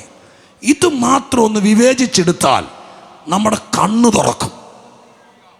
ഒരുപാട് തെറ്റിദ്ധാരണകൾ മാറും. ദുഷ്ടനായ പിശാച് പല വിധത്തിൽ ഇതുപോലത്തെ പ്രസംഗങ്ങളെയും ഇതുപോലത്തെ പശ്ചാത്തലങ്ങളെയും തെറ്റിദ്ധരിപ്പിക്കുകയാണ്. പക്ഷെ സത്യത്തിൽ സുവിശേഷ യോഗം ഒരു മനുഷ്യനെയും തകർത്തിട്ടില്ല. അവരെ മനുഷ്യനെ ദൈവത്തോട് അടുപ്പിക്കുക ചെയ്തിട്ടുള്ളൂ. ഹല്ലേലൂയ. മനുഷ്യനെ ദൈവത്തോട് അടുപ്പിക്കുക ചെയ്തിട്ടുള്ളൂ. സ്തോത്രം. ഏതെല്ലാം വിധത്തിലാണ് മനുഷ്യനെ ദൈവത്തിൽ നിന്ന് അകറ്റുന്നതെന്നറിയാം. നിങ്ങൾക്കറിയാം, ഞാൻ ഈ ഇടയ്ക്കൊക്കെ പൗരുഷനിലൊക്കെ ഒത്തിരി സ്തോത്രം നിങ്ങൾ ശ്രദ്ധിക്കുകയും പറയുകയൊക്കെ കാണുകയൊക്കെ ചെയ്യുന്ന ആൾ. ഒരുപാട് അവസരം ഈ കൊറോണ കാലത്ത് ദൈവത്തിൻ്റെ കൃപയാൽ ലഭിച്ചു. സ്തോത്രം. വീടുകളിൽ ഇരുന്നിട്ടാണെങ്കിൽ നിങ്ങൾക്ക് ആ കാര്യങ്ങളൊക്കെ മനസ്സിലാക്കാനും ഗ്രഹിക്കാനും പറ്റി. സ്തോത്രം. കഴിഞ്ഞ ദിവസം പ്രായമുള്ള ഒരു അപ്പച്ചനും അമ്മച്ചിയും മാത്രം താമസിക്കുന്ന വീട്ടിൽ അവരുടെ രക്തബന്ധമായിരിക്കുന്ന ഒരു കുടുംബം, ഇച്ചിരി കാശുള്ള, കരുത്തുള്ള, അവരോട് അടുത്ത് ബന്ധമുള്ള ഒരാൾ അപ്രതീക്ഷിതമായിട്ട് മറ്റൊരു സ്ഥലത്ത് നിന്ന് ഒരു വഴി പോകയിൽ അവരുടെ വീട്ടിലേക്ക് ഇതുപോലത്തെ മനോഹരമായ മക്കളൊക്കെ വിദേശത്തുള്ള വീട്ടിലേക്ക് ഏറി ചെല്ലുമ്പോൾ ആ പ്രായമുള്ള ആ വീട്ടിലെ ദമ്പതികൾ, അപ്പച്ചനും അമ്മച്ചിയും പൗരുഷം കണ്ടുകൊണ്ടിരിക്കുക. ആരോ പ്രസംഗിക്കുന്നു, വളരെ ശക്തമായി നല്ല കാര്യങ്ങൾ പറഞ്ഞുകൊണ്ടിരിക്കുമ്പോൾ ഇവർ വാതിൽ തുറന്ന് കിടന്നതിൻ്റെ പേരിൽ ബെല്ലടിക്കണം. അവരുടെ ബന്ധുക്കളല്ലേ അവർ. സ്തോത്രം. സ്തോത്രം. TV കാണുമെന്ന് ചോദിച്ചിട്ട് കയറി ചെന്ന് TV യിലേക്ക് അവർ ഉറ്റു നോക്കുമ്പോൾ ആരോ നിന്ന് ബൈബിള് പറയുക. അപ്പം അവരൊരു വല്ലാത്ത രീതി ചോദിച്ചു, ഇതെന്നായി കാണുന്നത്? അപ്പോൾ അവർ വലിയ ആകാംക്ഷയോടെ പറഞ്ഞു, കൊറോണ കാലത്ത് ഒറ്റപ്പെട്ട് കിടന്നപ്പോൾ ഈ മാധ്യമം അവരെ ഒത്തിരി സഹായിച്ചിട്ടുണ്ട്. എൻ്റെ പേര് പറഞ്ഞു, യോ ശ്രോത്രം, ഇത് പവർ വിഷൻ കാണാറില്ലേ, ദൈവത്തിൻ്റെ വചനമാണ്, എന്ത് സുന്ദരമായ പാട്ടാന്നറിയാമെന്നൊക്കെ പറഞ്ഞപ്പോഴത്തേക്ക് അവർ പറയുക, അയ്യോ ഇതൊക്കെയാണോ കാണുന്നേ, വേറെ പണിയൊന്നുമില്ലേ? നിങ്ങൾ അങ്ങനെയുള്ളവരെ സൂക്ഷിച്ചോളണം. അവർ മനുഷ്യനെ ദൈവത്തിൽ നിന്ന് അകറ്റുകയാണ്.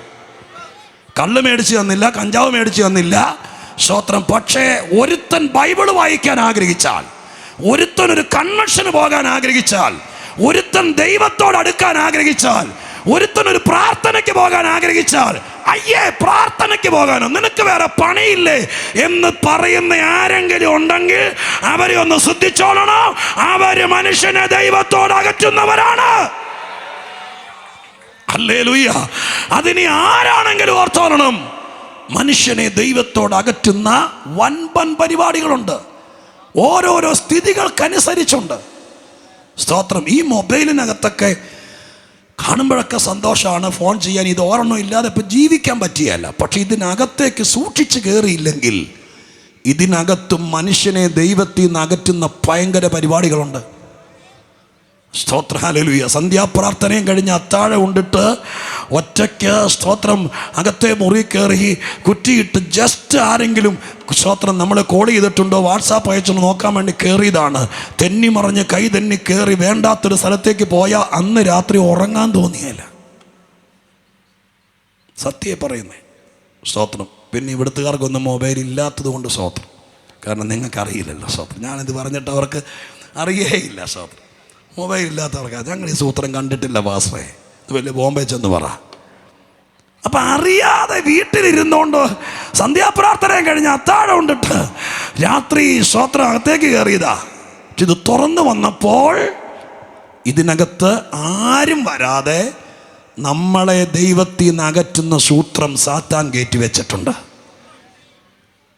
നമ്മുടെ കുഞ്ഞുങ്ങളൊക്കെ ഈ കഴിഞ്ഞ വർഷം ഈ 2023 വാട്സാപ്പിനകത്തൊക്കെ ഞെട്ടിപ്പിക്കുന്ന, തരിപ്പിക്കുന്ന എത്രയോ കൊച്ചു കൊച്ചു വീഡിയോ ക്ലിപ്പുകൾ നമ്മൾ കണ്ടു. 8ൽ പഠിക്കുന്ന 10ൽ പഠിക്കുന്ന കുഞ്ഞുങ്ങളൊക്കെ അവരുടെ സ്കൂളിൻ്റെ കവാടങ്ങളിൽ ഇവിടുത്തെ സ്തോത്രം ഇൻ്റലിജൻസ് വിഭാഗം, ഇവിടുത്തെ സ്തോത്രം എത്ര നീതിന്യായ വകുപ്പുകൾ, ഇവിടുത്തെ ഫോഴ്സുകളൊക്കെ മാക്സിമം നോക്കിയിട്ടും തപ്പിയെടുക്കാൻ പറ്റാത്ത ഈ കുഞ്ഞുങ്ങൾക്ക് നമുക്കാർക്കറിയില്ല, ഇവർക്ക് വേണ്ടാത്ത സാധനങ്ങളൊക്കെ സ്കൂൾ പഠിക്കാൻ കിട്ടുന്നു. ആ പ്രായത്തിലെ ഇവരെ ദൈവത്തിൽ നിന്ന് അകറ്റിയിട്ട് മറ്റൊരു ലോകത്തിലേക്ക് കൊണ്ടെത്തിക്കുന്നു. സ്തോത്ര. ഹല്ലേലൂയ. ഈ നടക്കുന്ന ദുഷ്ടപ്രവണതയ്ക്കെതിരെ ഞങ്ങൾ ഇന്ന് രാത്രി ഒരേ ഒരു വഴിയേ ഉള്ളൂ. നിങ്ങളുടെ മക്കളുടെ മനം കവരുന്ന ചിപ്പ് മേടിച്ച് നിങ്ങളുടെ മൊബൈലുമായിട്ട് കണക്ട് ചെയ്താലും നമ്മുടെ പിള്ളേരുടെ അപ്പനെ വിറ്റ കാശ് അവരുടെ ഉണ്ട്. അതുകൊണ്ട് എന്തെല്ലാം കണക്ട് ചെയ്താലും അവർ പോകേണ്ട വഴിക്ക് പോകും. നിങ്ങളുടെ വീടിന് ചുറ്റും ക്യാമറ വെച്ചാലും അവർ പോകേണ്ട വഴിക്ക് പോകും. എന്നാൽ ഞങ്ങളൊരു സത്യം പറയാം, ഒരുത്തൻ ദൈവത്തോട് അടുത്താൽ പിന്നെ അവന് ക്യാമറ വെക്കണ്ട, അവൻ ദൈവത്താൽ രക്ഷപ്പെട്ടോളും. ഹല്ലേലൂയ. എന്നെ കേൾക്കുന്ന പ്രിയപ്പെട്ടവരെ, ഞങ്ങൾ ഇത് മാത്രമേ ചെയ്യുന്നുള്ളൂ. അതുകൊണ്ട് ഞാൻ ആദ്യം പറഞ്ഞതുപോലെ ദിവസം മൂക്കറ്റം കുടിച്ചോണ്ടിരുന്നവൻ, സ്തോത്ര കള്ള് വിറ്റോണ്ടിരുന്നവൻ, മോശപ്പെട്ട രീതിയിൽ നടന്നവൻ, ജയിലിൽ കിടന്നവൻ, പരോളിന് ഇറങ്ങിയിട്ട് ചിലത് ചെയ്യാൻ വേണ്ടി പ്ലാൻ ചെയ്തവൻ, അവനെല്ലാം ഈ പരിപാടി നിർത്തി വെള്ളക്കുപ്പായോ ഇട്ട് ഞങ്ങളുടെ കൂടെ നാൽക്കവരെ സാക്ഷ്യം പറയാൻ വന്നത് ഞങ്ങൾ കൂലിക്ക് വിളിച്ചത് കൊണ്ടല്ല. ഞങ്ങൾ ഒന്ന് ചെയ്തു, അവനെ ജയിലിൽ പോയി ദൈവത്തോട് അടുപ്പിച്ചു. Hallelujah, hallelujah. ഇന്ന് രാത്രികാലം ഞാൻ ദൈവാത്മാവിൽ പറയാ, സ്തോത്ര, ഒറ്റയാൽ പോരാട്ടം നടത്തുന്നവരും ഇതുപോലെ കൂട്ടമായി യോഗം വെക്കുന്നവരും ദൈവസന്നിധിയിൽ ചെയ്യുന്നതെല്ലാം നിങ്ങൾക്ക് ചങ്കുണ്ടെങ്കിൽ തുറന്നു കേക്ക്. ഇത് വേറെ ഒരു ലക്ഷ്യം വെച്ചല്ല. 10 പേര് ദൈവത്തോടടുത്താൽ ഈ നാട് നന്നാവും. ഹല്ലേലൂയ. ഒരു വഴിയുള്ളൂ, 1.5 വഴിയില്ല ഇനി. അതുകൊണ്ട് ഈ പറയുന്നതൊക്കെ സത്യമാണെങ്കിൽ, ഏത് ആളുകൾ രക്ഷപ്പെടണം, സമൂഹം നന്നാവണം, സ്തോത്രം നമ്മുടെ മാതൃരാജ്യം വളരണം, ഇവിടെ സ്തോത്രം രക്ഷപ്പെടണം, അനുഗ്രഹിക്കപ്പെടണം, ഇത് നവീകരിക്കപ്പെടണമെന്നൊക്കെ പറയുന്നത് ഉള്ളത്തിൻ്റെ ഉള്ളിൽ നിന്ന് പരമാർത്ഥമാണെങ്കിൽ ഞങ്ങൾ ആ പണി ചെയ്തോളാം. ഉപദ്രവിക്കാതിരുന്നാൽ മതി. ആളുകളെ ദൈവത്തോട് അടുപ്പിച്ചോളാം. സ്തോത്രം. ഒരു ശമ്പളം തരണ്ട, ഗ്രാറ്റുവിറ്റിയും തരണ്ട. ദൈവം ഞങ്ങളെ ഏൽപ്പിച്ചതാണ്. ദൈവത്തോട് മനുഷ്യനെ അടുപ്പിക്കാൻ ഇറങ്ങുമ്പോൾ അതിനെ ഉടക്കാതിരുന്നാൽ മതി. 10 പേര് ദൈവത്തോട് അടുത്താൽ അവൻ കുടി നിർത്തും. അവന്റെ കുടുംബം രക്ഷപ്പെടും, അവന്റെ മക്കൾ രക്ഷപ്പെടും, അവന്റെ കുഞ്ഞുങ്ങൾ അനുഭവിക്കേണ്ടത് വഴിയിൽ മടിയഴിഞ്ഞു പോകുകയല്ല. ആ കുടുംബം നന്നായിക്കോളും. അതുകൊണ്ട് സ്നേഹത്തോടെ പറയാം, ദൈവത്തോടടുത്തവൻ രക്ഷപ്പെട്ടിട്ടുണ്ട്. ഹല്ലേലൂയ. ദൈവത്തോടടുക്കാൻ സ്തോത്രം. ഹല്ലേലൂയ. കഴിയുന്നതിൻ്റെ പരമാവധി നിങ്ങൾ ദൈവത്തിൻ്റെ സന്നിധിയിൽ ആരെങ്കിലും ഒരാളെ ദൈവത്തോട് അടുപ്പിച്ചിട്ടേ മരിക്കാവൂ. അതിനെന്തെല്ലാം പരിപാടി. അമ്മച്ചിയൊക്കെ കണ്ടപ്പോൾ സന്തോഷമുണ്ട്. ഒറ്റയാൾ പോരാട്ടം നടക്കുന്ന ഇവിടെ വെച്ച് കണ്ടപ്പോൾ സന്തോഷമുണ്ട്.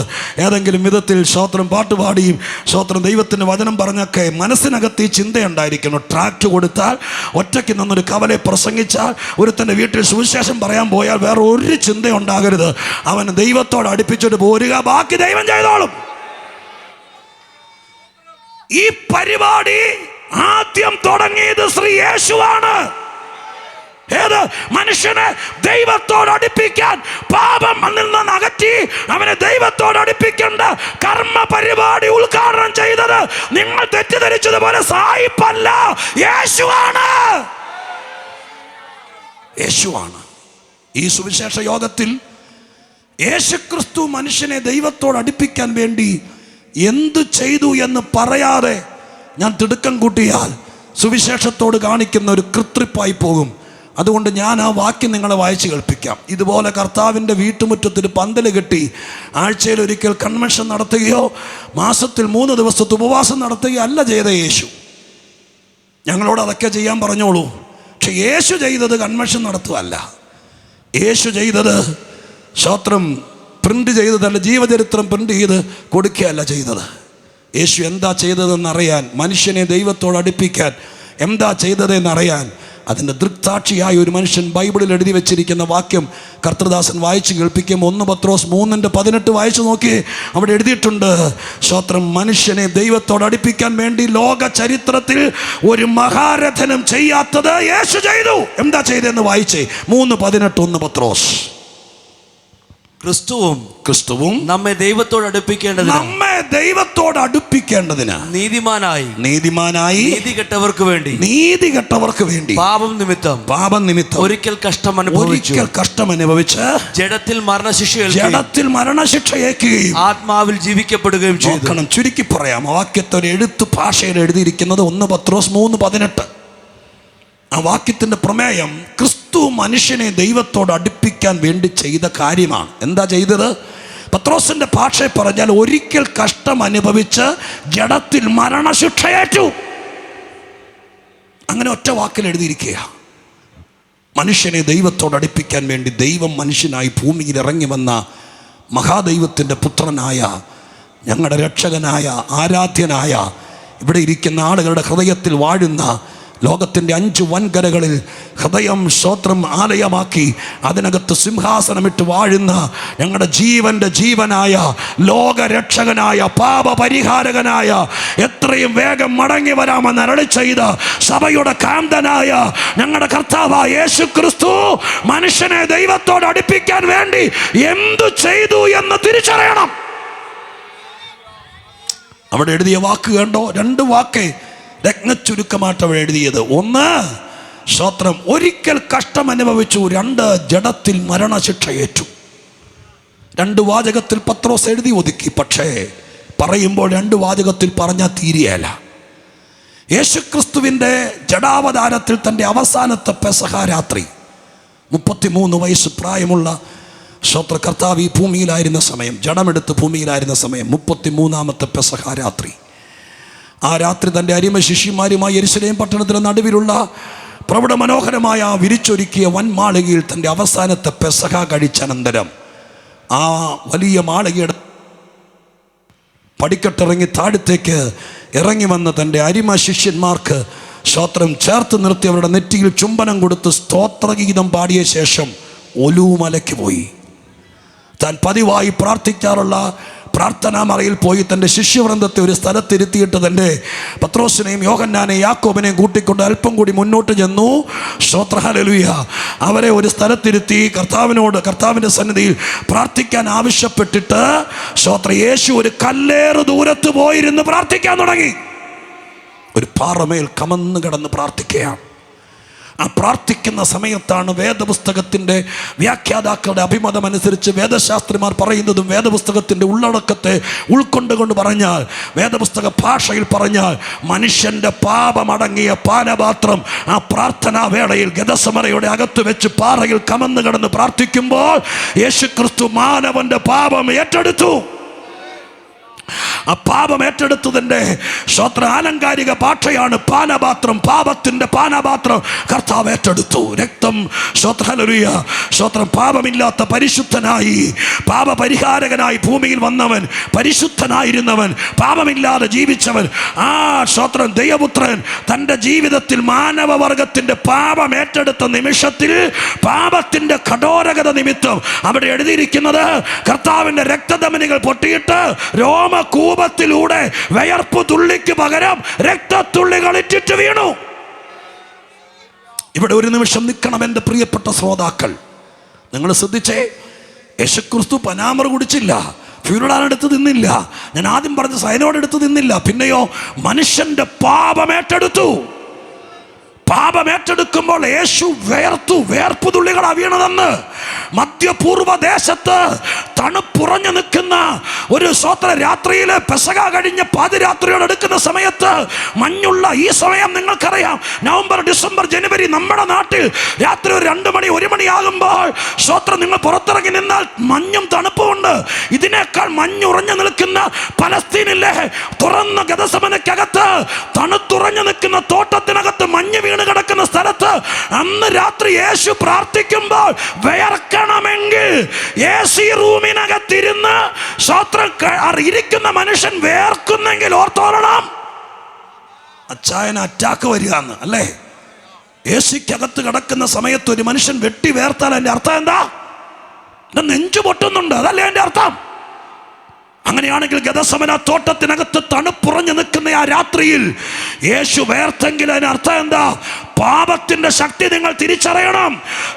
ഹല്ലേലൂയ. പാപമില്ലാത്തവൻ പാപം ഏറ്റെടുത്തപ്പോൾ ആ പാപത്തിന്റെ കഠോരഗത നിമിത്തം കർത്താവ് തകരാൻ തുടങ്ങി. അതുകൊണ്ട് ഇന്ന് രാത്രി ഞങ്ങൾ പാപത്തിനെതിരാണ്. മനുഷ്യനെ തകർക്കുന്ന ഏറ്റവും വലിയ വ്യാധി ക്യാൻസർ അല്ല, പാപം നമ്മെ തകർത്തു കളയും. സുവിശേഷ യോഗത്തിൽ ഞങ്ങൾ മറക്കാതെ പറയുന്നു, പാപം അകത്ത് വെച്ചോണ്ട് പ്രാർത്ഥിച്ചാൽ ഏക്കിയല്ല, പാപം അകത്ത് വെച്ചോണ്ട് പ്രാർത്ഥിച്ചത് കൊണ്ടോ ഉപവസിച്ചത് കൊണ്ടോ ഏക്കിയല്ല, പാപം അകത്ത് വെച്ചുകൊണ്ട് നേർച്ച കാഴ്ചകളോ വഴിപാടുകളോ കഴിച്ചത് കൊണ്ട് ഏക്കിയല്ല. പാപത്തിന് പരിഹാരം വന്നാൽ നിങ്ങൾ സ്വതന്ത്രരായി, ഒരു നുകമൊടിഞ്ഞതുപോലെ വിടുതലായി. പ്രിയപ്പെട്ടവരെ, ഈ യോഗത്തിനകത്ത് നടക്കേണ്ട കാര്യം പറയാം. പാപം മനുഷ്യനെ അതുപോലെ തകർക്കുന്നതാണ്. മാത്രമല്ല, രക്തത്തുള്ളികൾ, വേർപ്പുതുള്ളികൾക്ക് പകരം ശരീരത്തിൻ്റെ രോമകൂപങ്ങളിൽ നിന്ന് ഇറ്റിറ്റ് വീണത് രക്തത്തുള്ളികളാണെന്ന് ഞങ്ങളുടെ നാട്ടിൽ എൻ്റെ ഈ കുഞ്ഞു പിള്ളേരുടെ പ്രായത്തിൽ കേട്ടിട്ടുണ്ട്. ആരോ ഒരാൾ അന്ന് ഇതുപോലെ ചികിത്സയൊന്നും അധികമില്ലാത്ത കാലത്ത്, നാട്ടിൽ അധികം കാണാത്തൊരു പാമ്പാണ്, ഇവിടെ അതാണ് പറയുന്നതിനിടയ്ക്ക് രക്തയണലി എന്ന് പറയും. ആ പാമ്പ് കടിച്ചാൽ, അതിൻ്റെ വിഷം കയറിയാൽ, അയാൾ മരിച്ചാലും ഡെഡ് ബോഡി എന്നാണെങ്കിൽ പോലും രോമകൂപങ്ങളിൽ നിന്ന് രക്തം ഒഴുകിക്കൊണ്ടിരിക്കുമെന്നാണ് അന്ന് ഞങ്ങളുടെ നാട്ടിൽ ആരും അങ്ങനെ സംഭവിച്ച് കണ്ടിട്ട് വന്ന ആളുകൾ പറഞ്ഞത് എൻ്റെ കാതിൽ കേട്ടത് ഞാൻ ഓർക്കുന്നു. മരിച്ചു കിടക്കുമ്പോഴും രക്തത്തുള്ളികൾ പൊടിഞ്ഞുകൊണ്ടിരിക്കുമെന്ന്. അതിനർത്ഥം ആ സർപ്പവിഷത്തേക്കാൾ കഠോരമാണ് പാപം. അതുകൊണ്ട് ഇന്ന് രാത്രിക്കാലം രക്ഷപ്പെടാൻ യേശു യേശു എന്ന് ഞാൻ പറയുമ്പോൾ, യേശുക്രിസ്തു ഇവിടെ വന്നിട്ട് മുഴ മാറ്റുമോ നീര് മാറ്റുമോ അല്ല ചെയ്തത്, പാപമാ മാറ്റിയത്. പാപം മാറിയാൽ മനുഷ്യൻ രക്ഷപ്പെട്ടു. പാപം മാറിയാൽ നിന്റെ ചുമട് നീങ്ങി. പാപം മാറിയാൽ നിന്റെ മനസ്സ് തെളിയും. പാപം മാറിയാൽ നിനക്ക് നിവരാൻ പറ്റും. പാപം മാറിയാൽ നിന്റെ പേഴ്സണാലിറ്റി മടങ്ങി വരും. പാപം മാറിയാൽ നിന്റെ തല ഉയർത്തി നിൽക്കാൻ പറ്റും. പാപം മാറിയാൽ നിനക്ക് ദൈവത്തോട് അടുക്കാൻ പറ്റും. ഹല്ലേലൂയ. ആ പ്രക്രിയ സുവിശേഷ യോഗത്തിലല്ലാതെ വേറെ എങ്ങും നടക്കുകയില്ല. യേശുക്രിസ്തു മുഖാന്തരമേ അത് നടക്കത്തുള്ളൂ. അപ്പൊ നിങ്ങൾ ശ്രദ്ധിച്ചേ. ഹല്ലേലൂയ. കർത്താവ് അങ്ങനെ ആ പാറമേൽ വീണ് കിടന്ന് തകരുകയാണ്. അങ്ങനെ തകർന്നെഴുന്നേക്കാൻ പറ്റാതെ രക്തധമനികൾ പൊട്ടി ഭയങ്കരമായ വേദനയിൽ അവിടെ കമന്ന് കിടക്കുന്ന സമയത്ത് യേശു അലറിക്കരഞ്ഞ ഒരു പ്രാർത്ഥനാ വാചകം സുപ്രസിദ്ധമാണ്. പിതാവേ, കഴിയുമെങ്കിൽ ഈ പാനപാത്രം എങ്കിൽ നിന്ന് നീക്കണമേ. ഈ പ്രാർത്ഥനാ വാചകത്തെ അടർത്തിയെടുത്ത് അമിത കൃതൃപ്പുകാര് കർത്താവായ യേശു ക്രിസ്തു ക്രൂശിനെ പേടിച്ചു എന്നും ക്രൂശിലേക്ക് പോകാൻ ഭയപ്പെട്ടുവെന്നും ക്രൂശു മരണത്തെ വിറയാർന്ന നിലവാരത്തിൽ ചങ്കുറപ്പോടല്ല യേശു സ്വീകരിച്ചതെന്നെല്ലാം തെറ്റിദ്ധരിപ്പിക്കുന്ന അമിത കൃതൃപ്പുകൾ, ദോഷൈക ദൃക്കുകൾ, സ്തോത്ര ഹല്ലേലൂയ, ഒരു കാലഘട്ടത്തിൽ മുഴുവൻ പറഞ്ഞു നടന്നു. പുസ്തകം വരെ അടിച്ചിറക്കി. നമ്മളതിനെക്കുറിച്ച് അറിയാതിരിക്കരുത്. ഏത്? യേശുക്രിസ്തു ഗതസമനെ കടന്ന് കഴിയുമെങ്കിൽ ഈ പാനപാത്രം എങ്കിൽ നിന്ന് നീക്കണമേ എന്ന് പ്രാർത്ഥിച്ചത് ക്രൂശിലേക്ക് പോകാൻ പേടിച്ചിട്ട് ക്രൂശിനെ ഭയന്നിട്ടാണെന്ന് ചിലർ പ്രസംഗിച്ചു, ചിലർ വിശ്വസിച്ചു. കൺവെൻഷനിൽ പറയേണ്ടതല്ലെങ്കിലും ആത്മാവ് പ്രേരിപ്പിക്കുന്നതുകൊണ്ട് പറയാം. യേശു ക്രൂശിൽ നിന്ന് ഒഴിഞ്ഞു മാറാനല്ല അവിടെ കഴിയുമെങ്കിൽ ഈ പാനപാത്രം എങ്കിൽ നിന്ന് നീങ്ങണമേ എന്ന് പ്രാർത്ഥിച്ചത്. പിന്നെയോ യേശുക്രിസ്തു ഇപ്പൊ പറഞ്ഞതുപോലെ രക്തധമനികൾ പൊട്ടി ബ്ലീഡിങ്, രക്തത്തുള്ളികൾ ഇറ്റിറ്റ് വീഴാൻ തുടങ്ങി. യേശു ബലഹീനനായി. ആ പാറമേൽ കടന്ന് മരിക്കുമോ എന്ന് ശങ്കിച്ചു. ആ പാറമേൽ കടന്ന് മരിച്ചാൽ അതൊരു പാപപരിഹാര മരണമാകൂല. ആ മരണം കൊണ്ട് എൻ്റെ നിങ്ങളുടെ പാപമോചനം നടക്കുകയല്ല. യേശുക്രിസ്തു മനുഷ്യന്റെ പാപം പരിഹരിക്കണമെങ്കിൽ അവൻ ക്രൂശിൽ തൂങ്ങപ്പെട്ട് മരിക്കണം. സ്തോത്രം, ഹല്ലേലൂയ. യേശു പാറമേൽ കമന്ന് വീണ് കരഞ്ഞ് പ്രാർത്ഥിക്കുക, കഴിയുമെങ്കിൽ ഈ പാനപാത്രം എങ്കിൽ നിന്ന് നീക്കണമെന്ന് പറഞ്ഞത് ക്രൂശിനെ പേടിച്ചിട്ടല്ല. ക്രൂശിലെത്തുന്നതിനേക്കാൾ മുമ്പ് ഈ പാറമേൽ കടന്ന് മരിക്കുമോ എന്ന് യേശു ഭയപ്പെട്ടു. അവിടെ കിടന്ന് മരിച്ചായിരുന്നെങ്കിൽ സഭ ഉണ്ടായില്ലായിരുന്നു, ഞാൻ ഉപദേശിയാകില്ലായിരുന്നു. യേശു രണ്ട് കള്ളന്മാരുടെ നടുവിൽ ആകാശത്തിന്റെ ഭൂമിയുടെ മധ്യത്തിൽ മരത്തിൽ തൂങ്ങി മരിക്കണമായിരുന്നു. ഹല്ലേലൂയ. അവിടെ വരെ എത്താതെ ഗതസമനയിൽ വെച്ച് തകർന്നു വീണ് മരിച്ചാൽ കുറെ നേരം കഴിഞ്ഞിട്ട് ഒരുപക്ഷെ കർത്താവിനെ കാണാതാകുമ്പോൾ ശിഷ്യന്മാർ ഓരോ ഉറക്കമൊക്കെ കഴിഞ്ഞിട്ട് വന്ന് നോക്കുമ്പോൾ യേശു അവിടെ മരിച്ചു കിടക്കുന്ന കണ്ടാൽ ഡെഡ് ബോഡി കിട്ടും, പക്ഷെ പാപം പരിഹരിക്കപ്പെടുകയില്ല. സ്തോത്രം. അതുകൊണ്ട് കർത്താവ് അവിടെ വെച്ച് സ്വർഗത്തിലെ അപ്പനോട് പ്രാർത്ഥിച്ചു, ഈ ബലഹീനത ഇപ്പൊ എനിക്ക് എഴുന്നേക്കാൻ പറ്റുന്നില്ല. പാപമേറ്റെടുത്ത നിമിഷത്തിൽ എൻ്റെ സിരകൾ പൊട്ടി, എൻ്റെ രക്തത്തുള്ളികൾ ഇറ്റിറ്റ് വീണു. എനിക്കിവിടെ നിന്ന് എഴുന്നേറ്റെങ്കിലേ ക്രൂശിലേക്ക് പോകാൻ പറ്റുള്ളൂ. ഒന്ന് കുറയെ 40 അടി കൊള്ളാൻ പറ്റുള്ളൂ. മൃഗീയമായ പീഡനങ്ങൾ ഏറ്റുവാങ്ങാൻ പറ്റുള്ളൂ. ഒരു മനുഷ്യൻ നരകത്തിൽ പോയാൽ സഹിക്കേണ്ട സകല വേദനയും സഹിച്ച് പാപത്തിന് ഇനി നിങ്ങളൊന്നും ചെയ്യണ്ട, സകലതും നിവൃത്തിയായി എന്ന് പറഞ്ഞ് പ്രാണനെ വിടണമെങ്കിൽ ക്രൂശോളം എത്തിയേ പറ്റൂ.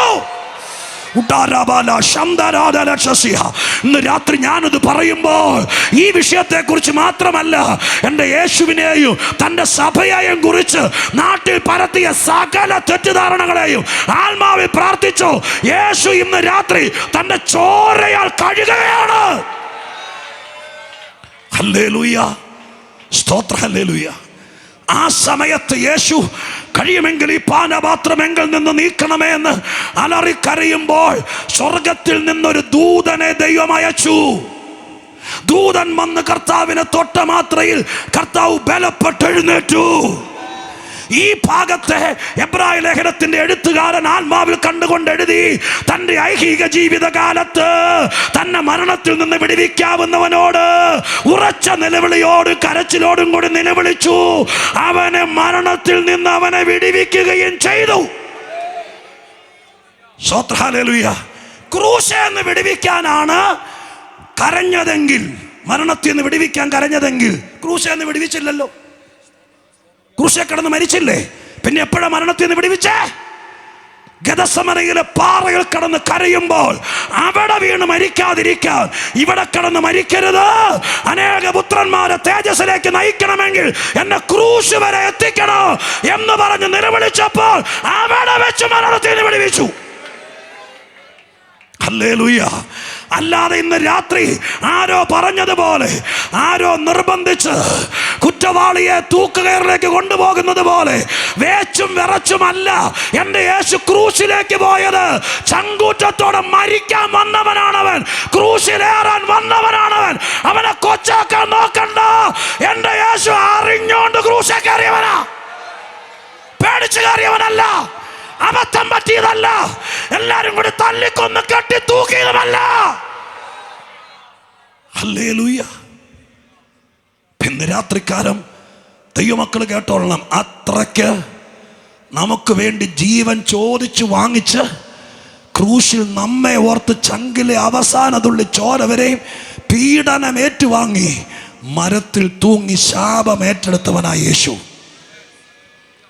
ഇതൊക്കെ കേട്ടിട്ട് ഇനി കർത്താവിനെ ആരാധിക്കുമ്പോൾ ഒരു തരം ആലസ്യത്തിൽ ആരാധിക്കരുത്. സ്തോത്രം, ഹല്ലേലൂയ. ആത്മനിറവോടെ പറയണം, അങ്ങയെ ഞങ്ങൾ മനസ്സിലാക്കിക്കൊണ്ടിരിക്കുന്നുള്ളൂ. അങ്ങയുടെ ആത്മാർത്ഥത എന്നെ രക്ഷിപ്പാൻ, എന്നെ വീണ്ടെടുക്കാൻ, എന്നെ ഞാനാക്കാൻ, എൻ്റെ പാപം കഴുകാൻ, എന്നെ ഉപദേശിയാക്കാൻ ഗദസമനയിൽ വെച്ച് അവിടെ വെച്ച് അങ്ങ് തീർന്നായിരുന്നെങ്കിൽ തീർന്നേനെ. മാത്രമോ ക്രൂശിൽ തൂങ്ങിക്കിടക്കുമ്പോൾ അന്ന് കരുണയൊരല്പമെങ്കിലുമുള്ള ആളുകൾ ക്രൂശിൽ തൂങ്ങപ്പെട്ടവന്റെ വേദന മുഴുവൻ അവൻ സഹിക്കാതിരിക്കാൻ വേദന സംഹാരി പോലെ കണ്ടിവെണ്ണ കലക്കിയ വീഞ്ഞ്, ചുറുക്കവെള്ളം, ഹല്ലേലൂയ, അതൊരു സ്പോഞ്ചിൽ മുക്കി ചുണ്ടത്ത് തൊടിവിക്കും. ഒരു തരം ലഹരിയാണത്. അത് വേദന സംഹാരി കൂടെയാണ്. ക്രൂശിൽ കിടന്ന് വേദന കൊണ്ട് പുളയുന്ന മനുഷ്യന്റെ ചുണ്ടോട് ഈ സാധനം വെള്ളത്തിൽ മുക്കി അടുപ്പിക്കുമ്പോൾ അവൻ ഹല്ലേലൂയ അതിനെ നക്കി വലിച്ചു കുടിക്കും, വീണ്ടും മുക്കിക്കൊടുക്കും. അതൊരു തരം മരവിപ്പുളവാക്കും. ആ ചുണ്ടോടടുപ്പിച്ച് വേദന അറിയാതെ ഒരു തരം സഡേഷനിൽ മരിക്കാം. എൻ്റെ യേശുവിൻ്റെ ചുണ്ടോടും ആരോ അടുപ്പിച്ചു. അത് ചെറുക്കയാന്ന് കണ്ടപ്പോൾ യേശു തലചരിച്ചു. അതിനർത്ഥം എന്താ? മുഴുവൻ വേദന ഏറ്റുവാങ്ങിക്കൊണ്ടാണ് അവൻ മനുഷ്യനെ ദൈവത്തോട് അടുപ്പിച്ചത്. അതുകൊണ്ടാണ് ഞങ്ങൾ പറയുന്നത്, മറ്റൊരുത്തനിലും രക്ഷയില്ല, മറ്റൊരുത്തനിലും രക്ഷയില്ല. വെറുതെ വാശിക്ക് പറയുന്നതല്ല, ആരോടും പക തീർക്കാൻ പറയുന്നതല്ല. അതിന്റെ കാരണം കൊണ്ട് ഞങ്ങൾ പറയുന്നത്, മറ്റൊരുത്തനിലും രക്ഷയില്ല. Hallelujah, hallelujah. സ്തോത്രം ചെയ്യുന്നു. സത്യമറിഞ്ഞാൽ എൻ്റെ സഹോദരങ്ങളെ ആരും എതിർക്കുകയല്ല. മറ്റൊരുത്തരിലും രക്ഷയില്ല എന്ന് പറയാൻ കാരണം, അതുപോലെ തകർന്നാണ് അവൻ സ്വർഗത്തിലേക്ക് വഴിയുണ്ടാക്കിയത്. അതുപോലെ തകർന്നാണ് അവൻ മനുഷ്യനെ ദൈവത്തോട് അടുപ്പിച്ചത്. റോമൻ ചമ്മട്ടി കൊണ്ട് കർത്താവിൻ്റെ പുറമെല്ലാം തല്ലിക്കീറി. സ്തോത്രം. കറുത്ത തുണി കൊണ്ട് കണ്ണ് കെട്ടിയിട്ട് കരുത്തരായ പട്ടാളക്കാർ മുഷ്ടി ചുരുട്ടി മുഖത്തേക്ക് ഇടിച്ചിട്ട് ചോദിച്ചു, ഹേ പ്രവാചക, നിന്റെ തല്ലിയതാരെന്ന് പ്രവചിക്കാൻ. കാർക്കിച്ച് മുഖത്തേക്ക് തുപ്പി, ബൂട്ട്സ് ഇട്ട കാലുകൊണ്ട് നിലത്തിട്ട് ചവിട്ടി, താടി രോമങ്ങൾ റോമൻ നാണയം കൊണ്ട് പിടിതെടുത്തു, കോലുകൊണ്ട് യേശുവിനെ തല്ലി, കൂർത്തുമൂർത്ത മുള്ളുകൾ നിറഞ്ഞ ഒരു മുൾക്കിരീടം തലയിൽ വെച്ച് ആഞ്ഞടിച്ചു. തലയോട്ടി പൊട്ടി അതിറങ്ങി.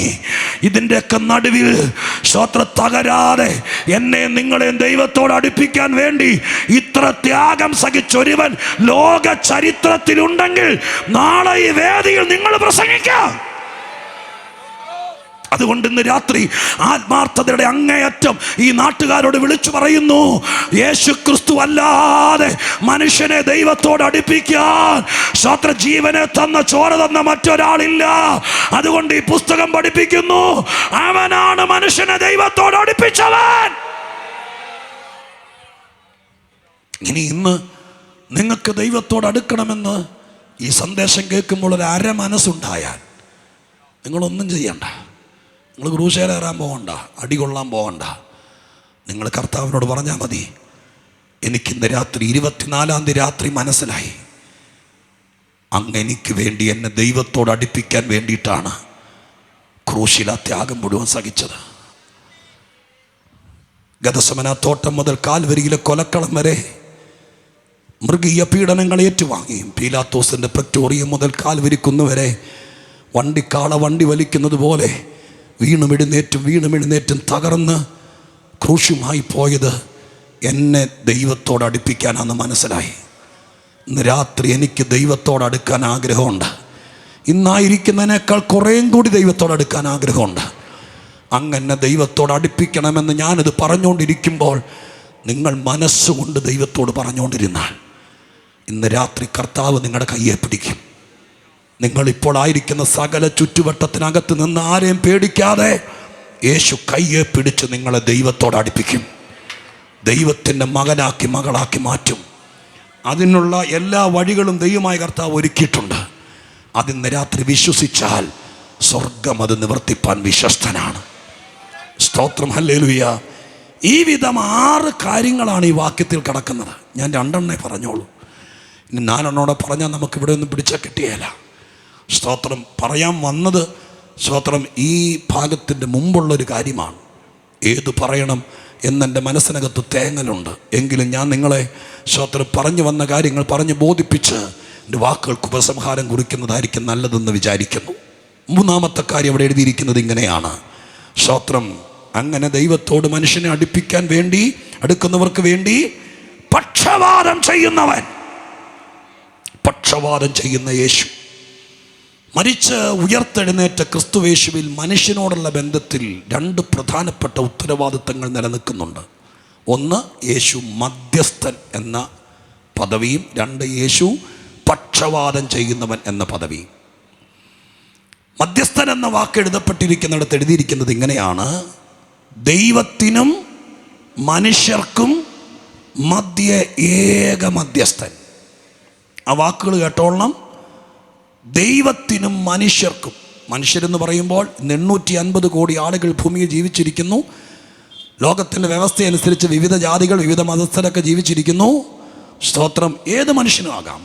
അവർക്ക് ദൈവത്തിനും ഇടയിൽ, മനുഷ്യനും ദൈവത്തിനും ഇടയിലാണ് മധ്യസ്ഥൻ. എന്നാൽ ഇവിടെ എഴുതിയിരിക്കുന്നത് മനുഷ്യർക്കും ദൈവത്തിനും ഇടയിൽ നിന്നല്ല എഴുതിയിരിക്കുന്നത്. ഈ മനുഷ്യരിൽ നിന്ന് ആരെങ്കിലും താൻ മുഖാന്തരം ദൈവത്തോട് അടുത്താൽ അവർക്ക് മധ്യസ്ഥനല്ല യേശു, അവർക്ക് പക്ഷപാതം ചെയ്യുന്നവനാണ് യേശു.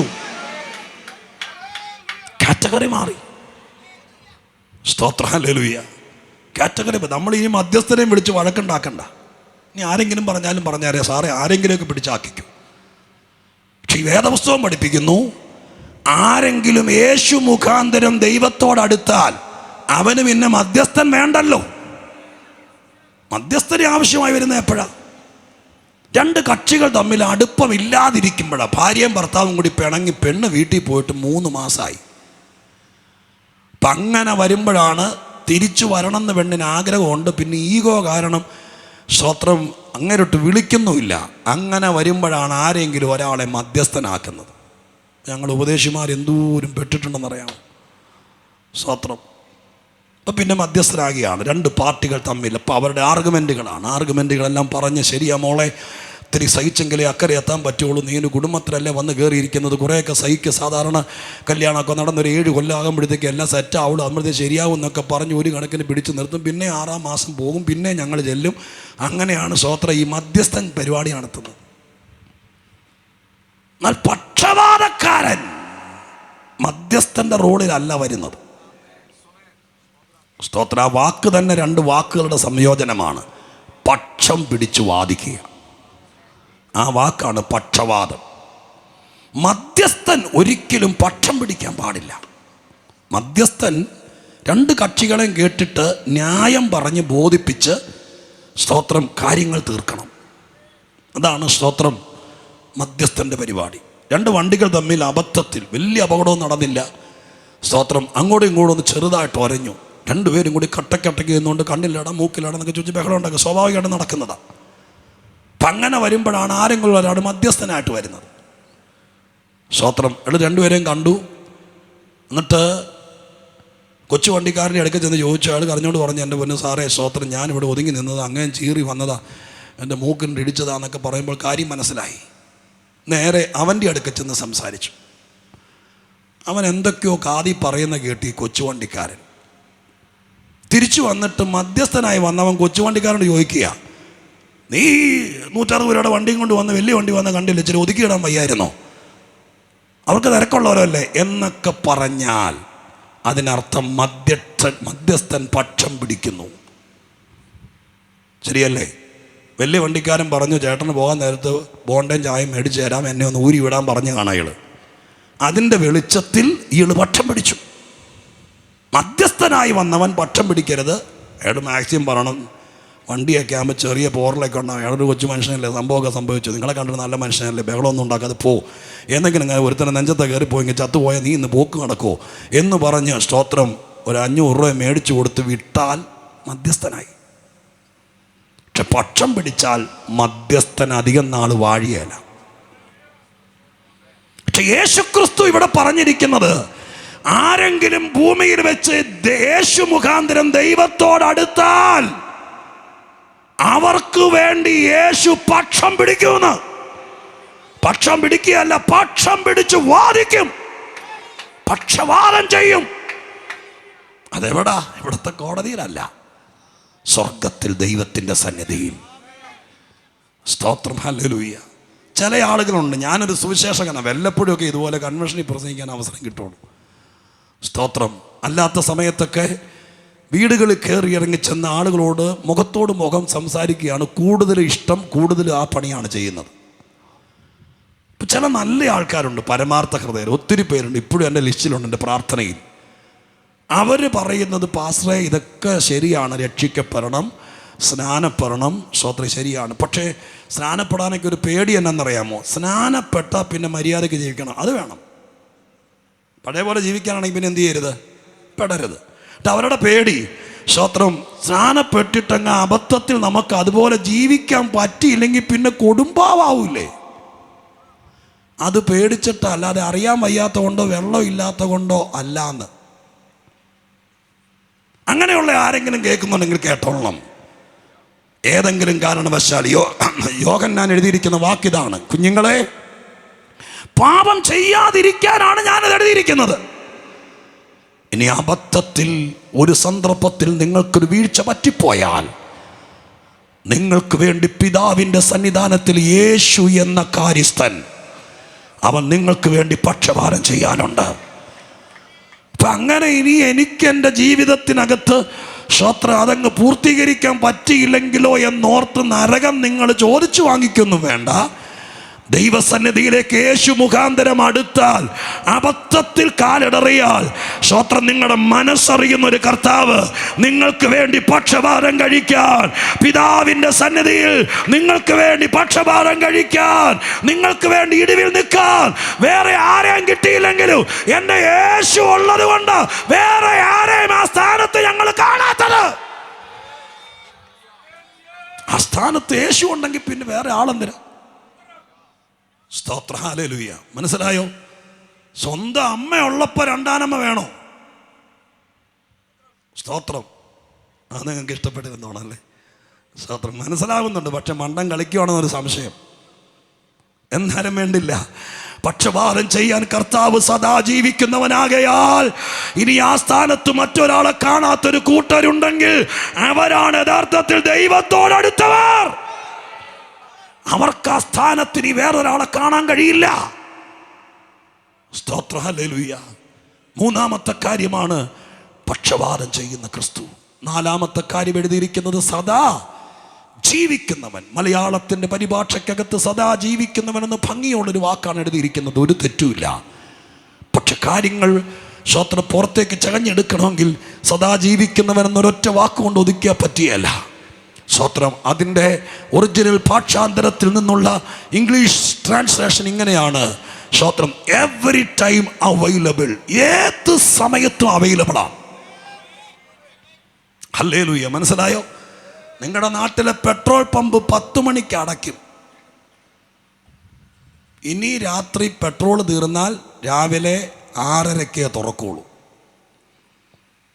അതുകൊണ്ട് രാത്രി 10:00 ശേഷം പെട്രോൾ തീർന്ന വണ്ടി അവിടെ വെച്ചിട്ട് നടന്നു പോയില്ലേ നിവൃത്തിയുള്ളൂ. അല്ലെങ്കിൽ ഏതെങ്കിലും ഓട്ടോ ഉള്ള ചേട്ടന്മാരുടെ വീട്ടിൽ പോയി ഊറ്റി ഒഴിക്കണം. പല സ്ഥാപനങ്ങളും ബാങ്ക് 5 മണിക്ക് അടയ്ക്കും. ചില സ്ഥാപനങ്ങൾ സീസണിൽ മാത്രമേ തുറക്കുള്ളൂ. ചിലരെ കാണണമെങ്കിൽ ചില പ്രത്യേക നേരത്തെ കാണാൻ പറ്റുള്ളൂ. എന്നാൽ ആരെങ്കിലും യേശുക്രിസ്തു മുഖാന്തരം ദൈവത്തോട് അടുത്താൽ അവർക്ക് യേശു എപ്പോഴും അവൈലബിളാണ്. സ്തോത്ര ഹല്ലേലൂയ. എപ്പോഴും കർത്താവുണ്ട്. ഏത് രാത്രിയിലും ഏത് പകലിലും ഏത് നേരത്തിലും, ഒറ്റപ്പെട്ടാലും വീട്ടിൽ നടക്കി വിട്ടാലും കടത്തിൻ്റെ കടക്കേണ്ടി വന്നാലും കാരാഗ്രഹത്തിൽ കടന്നാലും അപ്പോസ്തലന്മാരോട് ചോദിക്ക്, പള്ളിയകത്ത് മാത്രം വരുമ്പോൾ കാണുന്നവനല്ലവൻ. പണ്ട് യോസേപ്പിനെ കുറിച്ച് യാക്കോബിന്റെ മകൻ മിസ്രയീമിൽ പോയ യോസേപ്പിനെ കുറിച്ച് നിങ്ങൾ വായിച്ചിട്ടില്ലേ? ചെയ്യാത്ത കുറ്റത്തിന് പൊത്തിബേറിന്റെ വീട്ടിൽ വെച്ച് തൊണ്ടി സഹിതം പിടിച്ച് തെളിവ് കൊടുത്തപ്പോൾ അകത്ത് കാരാഗ്രഹത്തിലിട്ടു. ഉൽപ്പത്തി പുസ്തകത്തിന്റെ എഴുതിയിരിക്കുന്ന വാക്ക് ഇങ്ങനെയാണ്: യോസേപ്പ് കാരാഗ്രഹത്തിൽ കടന്നു, ദൈവം അവനോട് കൂടെ ഇരുന്നു. അതിനർത്ഥം എന്താ? ദൈവത്തോടടുത്തവൻ കാരാഗ്രഹത്തിൽ കിടക്കുമ്പോൾ കറങ്ങുന്ന കസേരയിലിരുന്ന് കമ്മിറ്റി കൂടുകയല്ല കർത്താവ്. അവൻ അവിടെ കിടക്കുമ്പോൾ അവന്റെ കൂടെ ഇറങ്ങി വരുന്നവനാണ് യേശു. ഹല്ലേലൂയ. യോഹന്നാനോട് ചോദിക്കുക, അപ്പോസ്തലൻ യോഹന്നാനോട് ചോദിക്കുക, എല്ലാരും കൂടി തള്ളിയ വയസ്സനായ കണ്ണിന്റെ പിരികം പോലും നരച്ച പഴയ അപ്പോസ്തലനായിരിക്കുന്ന യോഹന്നാനെ പാക്കപ്പലിൽ കയറ്റി റോമൻ സർക്കാർ പത്മോസിൽ കൊണ്ട് കളഞ്ഞപ്പോൾ സ്വർഗത്തിൽ ഇരുന്നോണ്ട് കണക്ക് പറയല്ലായിരുന്നു, സ്വർഗത്തിൽ ഇരുന്നോണ്ട് ദൂതനെ വിടുകയല്ലായിരുന്നു.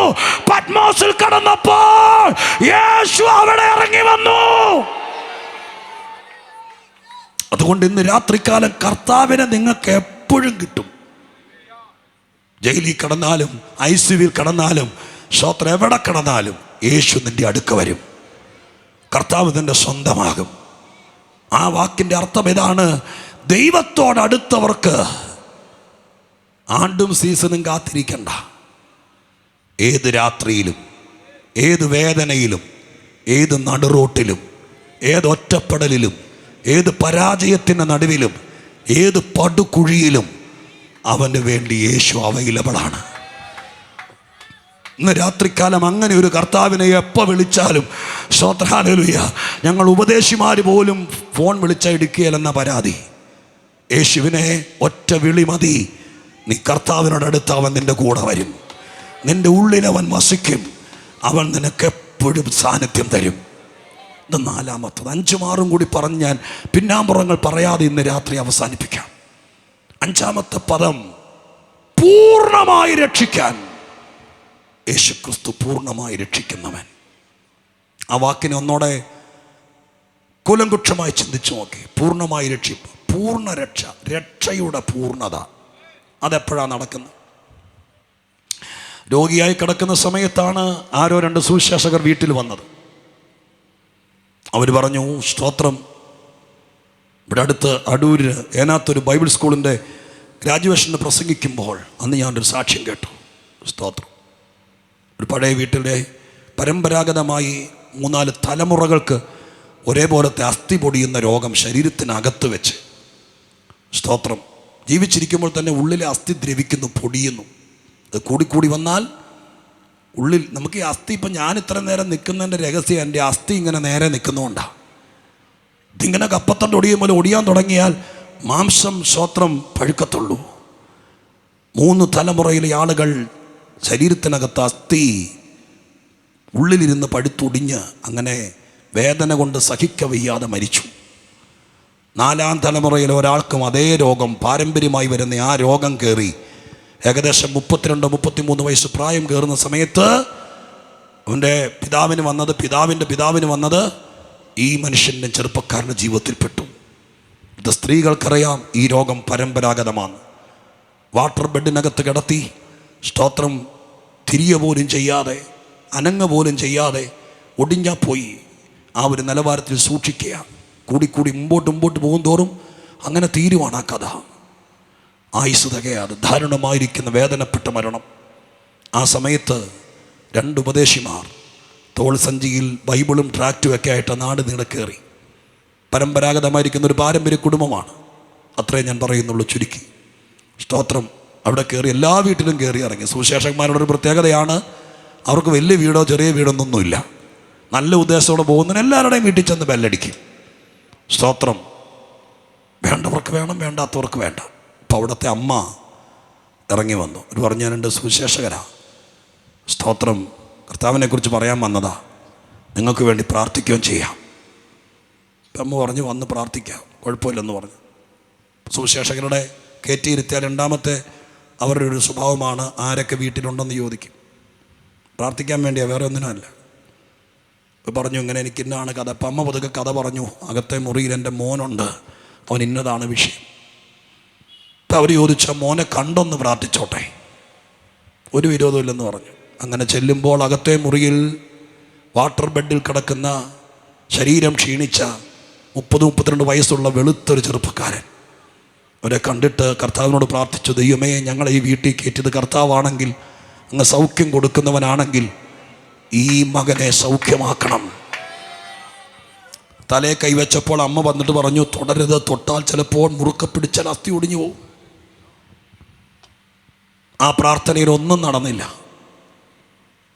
അവർ പോകാൻ നേരത്ത് ചോദിച്ചു, അടുത്ത ആഴ്ചയിൽ ഞങ്ങൾ 1-2 പേര് വന്ന് പ്രാർത്ഥിച്ചോട്ടെ. അപ്പം അമ്മ പറഞ്ഞു, ഒരു വിരോധവും ഇല്ല, 2-3 പേരോടെ വന്ന് പ്രാർത്ഥിച്ചോളാൻ പറഞ്ഞു. അടുത്ത ആഴ്ച അവരൊരു 3 പേരെ കൂടി കൊണ്ടുവന്ന് 5 പേര് വന്ന് കട്ടിലിന് താഴെ ഇരുന്ന് കർത്താവിനോട് 5 പേര് മാറി മാറി പ്രാർത്ഥിച്ചു. ചെറുപ്പക്കാരൻ കണ്ണും തുറന്നതെല്ലാം കേട്ടുകൊണ്ടിരുന്നു. ഒന്നും നടന്നില്ല എന്ന്. പക്ഷേ അവർ കുറച്ചു നേരം കാര്യങ്ങൾ പറഞ്ഞു. ബ്രദറെ, യേശുക്രിസ്തു രക്ഷകനാണ്, ഈ വകയല്ല. ശരിയാണ്, നിങ്ങൾ പറഞ്ഞതെല്ലാം കേട്ടു, പരമ്പരാഗതമായിട്ട് ഈ വിഷയം ഉണ്ടെന്നൊക്കെ ശരിയാണ്. കർത്താവിനൊന്നും വിഷയമില്ല, സൗഖ്യം തരാൻ വിശ്വസ്തനാണ്. ഇറങ്ങാൻ നേരത്ത് ചോദിച്ചു, വിരോധമില്ലെങ്കിൽ അടുത്ത ആഴ്ച ഞങ്ങൾ ഇതുപോലെ ബുധനാഴ്ച വന്ന് പ്രാർത്ഥിക്കാം, പോരാൻ പറഞ്ഞു. അങ്ങനെ 3, 4, 5-ാമത്തെ ആഴ്ച പ്രാർത്ഥിക്കുകയാണ്. പ്രാർത്ഥിച്ചു. ഇപ്പോൾ പ്രാർത്ഥിച്ചുകൊണ്ടിരിക്കുന്ന സമയത്ത് അമ്മ, ഇത് 3-4 ആഴ്ചയായില്ലേ, അതുകൊണ്ട് അവരാദ്യം ഒന്ന് വന്നിട്ട് അവർ പിന്നെ അടുക്കളയിലേക്ക് കണ്ടും പോയി. അങ്ങനെ പോയ സമയത്ത് സ്തോത്രം, ഇവരകത്തേക്ക് പോയി, തിരിച്ചു വന്നു. ഇവർ പ്രാർത്ഥിച്ചു. ഈ ചെറുപ്പക്കാരൻ്റെ കണ്ണ് നിറഞ്ഞൊഴുകുന്ന കണ്ടു. സ്തോത്രം, എന്തോ അവൻ്റെ ഹൃദയത്തിനകത്ത് സംഭവിച്ചിട്ടുണ്ടെന്ന് വിചാരിച്ച് അവർ പ്രാർത്ഥിച്ചിട്ട് ഒരു ഗ്ലാസ് ചായ കുടിച്ചിട്ട് അവർ പോയി. അവർ പോയപ്പോൾ അമ്മ വീണ്ടും അകത്തെ മുറിയിലേക്ക് പോയി. ഒരു 2-2:30 ആയപ്പോൾ ഒറ്റയ്ക്ക് ഇവൻ കിടക്കുന്ന മുറിക്കകത്ത് ആരോ ചവിട്ടി നടക്കുന്ന ശബ്ദം കേട്ടു. അപ്പം ആരാന്നറിയാൻ വേണ്ടി അമ്മ ഓടി വരുമ്പോൾ, ശരീരത്തെ തൊട്ടാൽ അസ്ഥി ഓടിയെന്ന് പറഞ്ഞവൻ, അവൻ പതുക്കെ ആരും അറിയാതെ കട്ടിലേന്ന് കാല് താഴെ വെച്ചു. കാലൊന്ന് കുത്തി നോക്കി, രണ്ടാമത്തെ കാലം വെച്ച് നോക്കി, നടക്കാൻ തുടങ്ങി. ആ റൂമിലൂടെ അങ്ങോട്ടും ഇങ്ങോട്ടും യേശുവേ യേശുവേ എന്ന് വിളിച്ച് കരഞ്ഞോണ്ട് വിളിക്കാൻ തുടങ്ങി. നടക്കുന്ന ഒച്ച കേട്ട് അമ്മയും മോനും മാത്രമുള്ള വീട്ടിൽ നിശബ്ദത മാത്രമുള്ളിടത്ത് കാൽപ്പര്യമാറ്റ ശബ്ദം കേട്ടപ്പോൾ അമ്മ ഓടി വന്നപ്പോൾ ഇവൻ നടക്കുക. പറഞ്ഞു, മോനെ മോനെ, എന്താ കാണിക്കുന്നേ? അവൻ സ്തോത്രം, കർത്താവിനെ കുറിച്ച് അധികം അറിയാത്ത അവൻ പറഞ്ഞു, അമ്മേ, യേശു അവർ പോയി കഴിഞ്ഞപ്പോൾ എൻ്റെ അടുക്ക വന്നു. യേശു എന്നോട് പറഞ്ഞു, നടന്നോളാൻ പറഞ്ഞു. ഞാൻ സത്യമാണോന്നറിയാൻ കാല് വെച്ചു, ഞാൻ നടന്നു. ഞാൻ എൻ്റെ കാതിൽ ഒരു ഗ്രാജുവേഷൻ കേട്ട സാക്ഷ്യമാണത്. ഹല്ലേലൂയ. ഇന്ന് രാത്രികാലം ഞാൻ ഇപ്പൊ ഇത് പറഞ്ഞ എന്തിനാണെന്നറിയാമോ? ഇതിനേക്കാൾ വൻപൻ വിടുതലുകൾ യേശുവിന്റെ പേരിൽ നടന്നിട്ടുണ്ട്. പക്ഷെ അത് രക്ഷയുടെ പൂർണ്ണതയല്ല. ആള് പോയുണ്ടോ? അത് രക്ഷയുടെ പൂർണ്ണതയല്ലെന്ന് പറഞ്ഞപ്പോൾ സ്തോത്രം, മനസ്സിലായോ? അതുമാത്രം പ്രസംഗിച്ച് നിർത്തുന്ന ഉപദേശിമാരല്ല ഞങ്ങള്. സൗഖ്യമുണ്ട്, കടഭാരം മാറും, കൊച്ചിന്റെ കല്യാണം നടക്കും, വീട് വെക്കും, കടം മാറും, ഇതൊക്കെ നടക്കും. പക്ഷേ അതൊക്കെ നടന്നാലും രക്ഷയുടെ പൂർണ്ണതയിൽ എത്തിയില്ലെങ്കിൽ കടം മാറിയിട്ടും വലിയ ഗുണമൊന്നുമില്ല. യേശുക്രിസ്തു രക്ഷയുടെ പൂർണ്ണതയിൽ എത്തിക്കുന്ന എപ്പോഴാണെന്നറിയാമോ? ഇനി അഥവാ വാടക വീട്ടിൽ തന്നെ കിടന്ന് മരിക്കേണ്ടി വന്നാലും, സ്വന്തം ഒരു വീട് പണിയാൻ പറ്റിയില്ലെങ്കിലും ആ വീട്ടിൽ കിടന്ന് മരിച്ചാലും, കണ്ണടയുമ്പോൾ ദൈവദൂതന്മാർ യേശു മുഖാന്തരം ദൈവത്തോടടുത്തവരെ സ്വർഗത്തിലെത്തിക്കാൻ വേണ്ടി ദൈവദൂതന്മാർ അവന്റെ ആത്മാവിനെ പറുദീസയിലേക്ക് കൊണ്ടുപോകും. അങ്ങനെ കൊണ്ടുപോകുന്നുണ്ടെങ്കിൽ ഓർത്തോളണം, നീ രക്ഷയുടെ പൂർണ്ണതയിൽ എത്തിച്ചു. അപ്പൊ ഈ പറയുന്നതിന് തൽക്കാലത്തെ പിടിച്ചു നിൽക്കാൻ വേണ്ടിയിട്ട് കെട്ടിയ പന്തലല്ലിത്. നിത്യത എന്ന് പറയുന്നതുകൊണ്ട്, സ്വർഗം എന്ന് പറയുന്ന ഒന്നുണ്ട്. അവിടെ വരെ എത്തിപ്പാൻ ഈ ദൈവം വിശ്വസ്തനാണ്. അപ്പൊ യേശുക്രിസ്തുവിന്റെ പ്രധാന പരിപാടികളിൽ ഒന്ന്, ഒരുത്തനെ ദൈവത്തോട് അടുപ്പിക്കുകയല്ല, അവൻ രക്ഷപ്പെടാൻ മുഖാന്തരമാകുകയല്ല, അവന് വേണ്ടി പക്ഷം പിടിച്ച് വാദിക്കുക മാത്രമല്ല, അവൻ എപ്പോൾ വിളിച്ചാലും വിളിയൊക്കെ മാത്രമല്ല, അവനെ കാഹളധ്വനിയോടെ വന്ന് ഈ ഊഷരഭൂമിയിൽ പാപഭംഗിലമായ പൈശാചിക പശ്ചാത്തലത്തിൽ നിന്ന് അന്ത്യകാഹളനാദത്തിങ്ങൾ അനന്ത വിദൂര ഭാവിയിൽ ആകാശമേഘങ്ങളെ തേരാക്കി വന്ന് കാഹളധ്വനിയോടെ ഇന്ന് രാത്രി ഞങ്ങൾ ആവേശത്തോടെ പ്രസംഗിക്കുന്ന കർത്താവായ യേശു മേഘത്തേരിൽ വന്ന് ഇവിടെ കയറി വരുവീരെന്ന് വിളിക്കുമ്പോൾ രക്ഷയുടെ പൂർണ്ണത അന്ന് തെളിയും. ഇന്ന് പാടുന്നവരും പ്രാർത്ഥിക്കുന്നവരൊക്കെ ആ പൂർണ്ണതയിൽ എത്തിയോ എന്ന് അന്ന് തെളിയും. ലാസ്റ്റ് വാക്ക് പ്രാപ്തനായ ക്രിസ്തു. സ്തോത്രം, ഹല്ലേലൂയ. അതിനെക്കുറിച്ച് എത്രയോ പറയാനുണ്ട്. സ്തോത്രം. ഞാൻ ഈ ബൈബിൾ അടക്കുകയാണ്, നിർത്തുകയാണ്. സ്തോത്രം. പ്രാപ്തനായ ക്രിസ്തു. സ്തോത്രം. ഒറ്റ വാക്ക് ദൈവമക്കൾക്ക് മടങ്ങിപ്പോകുമ്പോൾ വണ്ടിയിൽ നിന്ന് ധ്യാനിക്കാൻ വേണ്ടി തന്നുവിടാം. സ്തോത്രം, ഹല്ലേലൂയ. ദാനിയേൽ എന്നൊരു ഭക്തൻ ഒരു കുറ്റവും ചെയ്യാതെ അസൂയ കയറി അന്നത്തെ കാലത്ത് അവനെ സ്തോത്രം അറസ്റ്റ് ചെയ്തു. ദൈവത്തോട് മാത്രമേ പ്രാർത്ഥിക്കത്തുള്ളൂ, ദൈവത്തെ മാത്രമേ ആരാധിക്കത്തുള്ളൂ എന്ന് തീരുമാനിച്ചതിൻ്റെ പേരിൽ അവനെ അറസ്റ്റ് ചെയ്തു. രാജാവിന് അവനെ രക്ഷിപ്പാൻ ആഗ്രഹം ഉണ്ടായിരുന്നു, നടന്നില്ല. സിംഹങ്ങളുടെ ഗുഹയ്ക്കകത്തിട്ടു, കല്ലുകൊണ്ടുവന്ന് വാതിലടച്ചു. സ്തോത്രം. അവിടുത്തെ മഹത്തുക്കളുടെ മോതിരം കൊണ്ട് മുദ്ര വെച്ചു. അവർ പോയി. നേരം വെളുത്തപ്പോൾ ഉറക്കം വരാത്ത രാജാവ് ഗുഹയുടെ വാതുക്കൽ വന്നിട്ട് ദുഃഖസ്വരത്തിൽ വിളിച്ചു, ദാനിയേലേ. ദാനിയേൽ തിരിച്ചു പറഞ്ഞു, രാജാവ് ദീർഘായുസ്സോടിരിക്കട്ടെ, സിംഹങ്ങൾ എനിക്കൊരു കേടും വരുത്തിയിട്ടില്ല. ഉടനെ രാജാവ് ചോദിച്ചൊരു ചോദ്യമുണ്ട്, സിംഹങ്ങളുടെ വായിൽ നിന്ന് രക്ഷിപ്പാൻ നിന്റെ ദൈവം പ്രാപ്തനായോ? ഇന്ന് രാത്രി ഞാൻ രാജാവിനോടല്ല, ഈ ദേശത്ത് വാഴുന്ന സകല ദുഷ്ടാത്മസേനയോടും ഈ നാട്ടിൽ വന്ന് യേശുവിനെ പ്രസംഗിക്കാൻ ഭാഗ്യം ലഭിച്ചതുകൊണ്ട് വിളിച്ചു പറഞ്ഞിട്ട് മടങ്ങിപ്പോകാം. ഏത് പൈശാചിക താവളത്തിൽ കിടക്കുന്നവനെയും അവിടെ ഇറങ്ങി രക്ഷിപ്പാൻ പ്രാപ്തിയുള്ള ഒരേ ഒരു ദൈവം യേശുക്രിസ്തു മാത്രമാണ്. കർത്താവിന്റെ ചോര പോലെ ശക്തിയുള്ളതൊന്ന് വേറെ ലോകത്തിലില്ല. ഹല്ലേലൂയ. അതുകൊണ്ട് ഇന്ന് രാത്രി കർത്താവിനെ സ്നേഹിപ്പാൻ, യേശുവിനെ അനുസരിക്കാൻ, കർത്താവ് മൂലം ദൈവത്തോട് അടുക്കാൻ നിങ്ങളുടെ മനസ്സിൽ നക്ഷത്രം തെളിഞ്ഞതുപോലെ തെളിഞ്ഞിട്ടും നിങ്ങൾ ആരെയൊക്കെ പേടിച്ച് നിൽക്കുന്നെങ്കിൽ അവരുടെയൊക്കെ കയ്യിൽ നിന്ന് രക്ഷിപ്പാൻ പ്രാപ്തിയുള്ളവനാണ് ഈ കർത്താവ്. നിങ്ങളെ ഒറ്റപ്പെടുത്തിയാലും തള്ളിക്കളഞ്ഞാലും, നിങ്ങൾക്ക് കടക്കാടം നഷ്ടപ്പെടുത്തിയാലും, അപ്പൻ്റെ വീതത്തിൽ 10 സെന്റ് സ്ഥലം തന്നില്ലെങ്കിലും, നിങ്ങളുടെ വഴിത്തലയ്ക്ക് കിടത്താതെ നിങ്ങളുടെ തലമുറയെ അനുഗ്രഹിച്ച് ശത്രുക്കൾ കാണുക മേശ ഒരുക്കി തന്ന് നിങ്ങളെ ഉന്നതങ്ങളിൽ വാഹനമേറ്റി കൊടുങ്കാറ്റിനെ ശാന്തമാക്കി പെരുവെള്ളത്തിന്റെ മീതെ നടന്ന് നിങ്ങളെ മാനിപ്പാൻ പ്രാപ്തനായ ദൈവമാണ് നമ്മൾ ഇന്ന് രാത്രികാലം ആരാധിച്ചു മഹത്വപ്പെടുത്തുന്ന നമ്മുടെ കർത്താവ്. ഈ ദൈവത്തിന്റെ പ്രാപ്തി തിരിച്ചറിഞ്ഞ ദൈവമക്കൾ കർത്താവിനെ അധികം സ്നേഹിക്കണം, ദൈവത്തെ അധികം മഹത്വപ്പെടുത്തണം. ഞാൻ വാക്കുകൾ ഉപസംഹരിക്കുകയാണ്. എൻ്റെ കഴിവിൻ്റെ പരമാവധി 6 രാത്രികളിലെങ്കിലും വിശദീകരിച്ച് പറയേണ്ട കാര്യങ്ങൾ ഈ നാടിനോടുള്ള അമിത ദൈവത്തിൻ്റെ സ്നേഹം നിമിത്തം ഞാൻ വാരിപ്പിടിച്ച് നിന്ന് പറഞ്ഞു.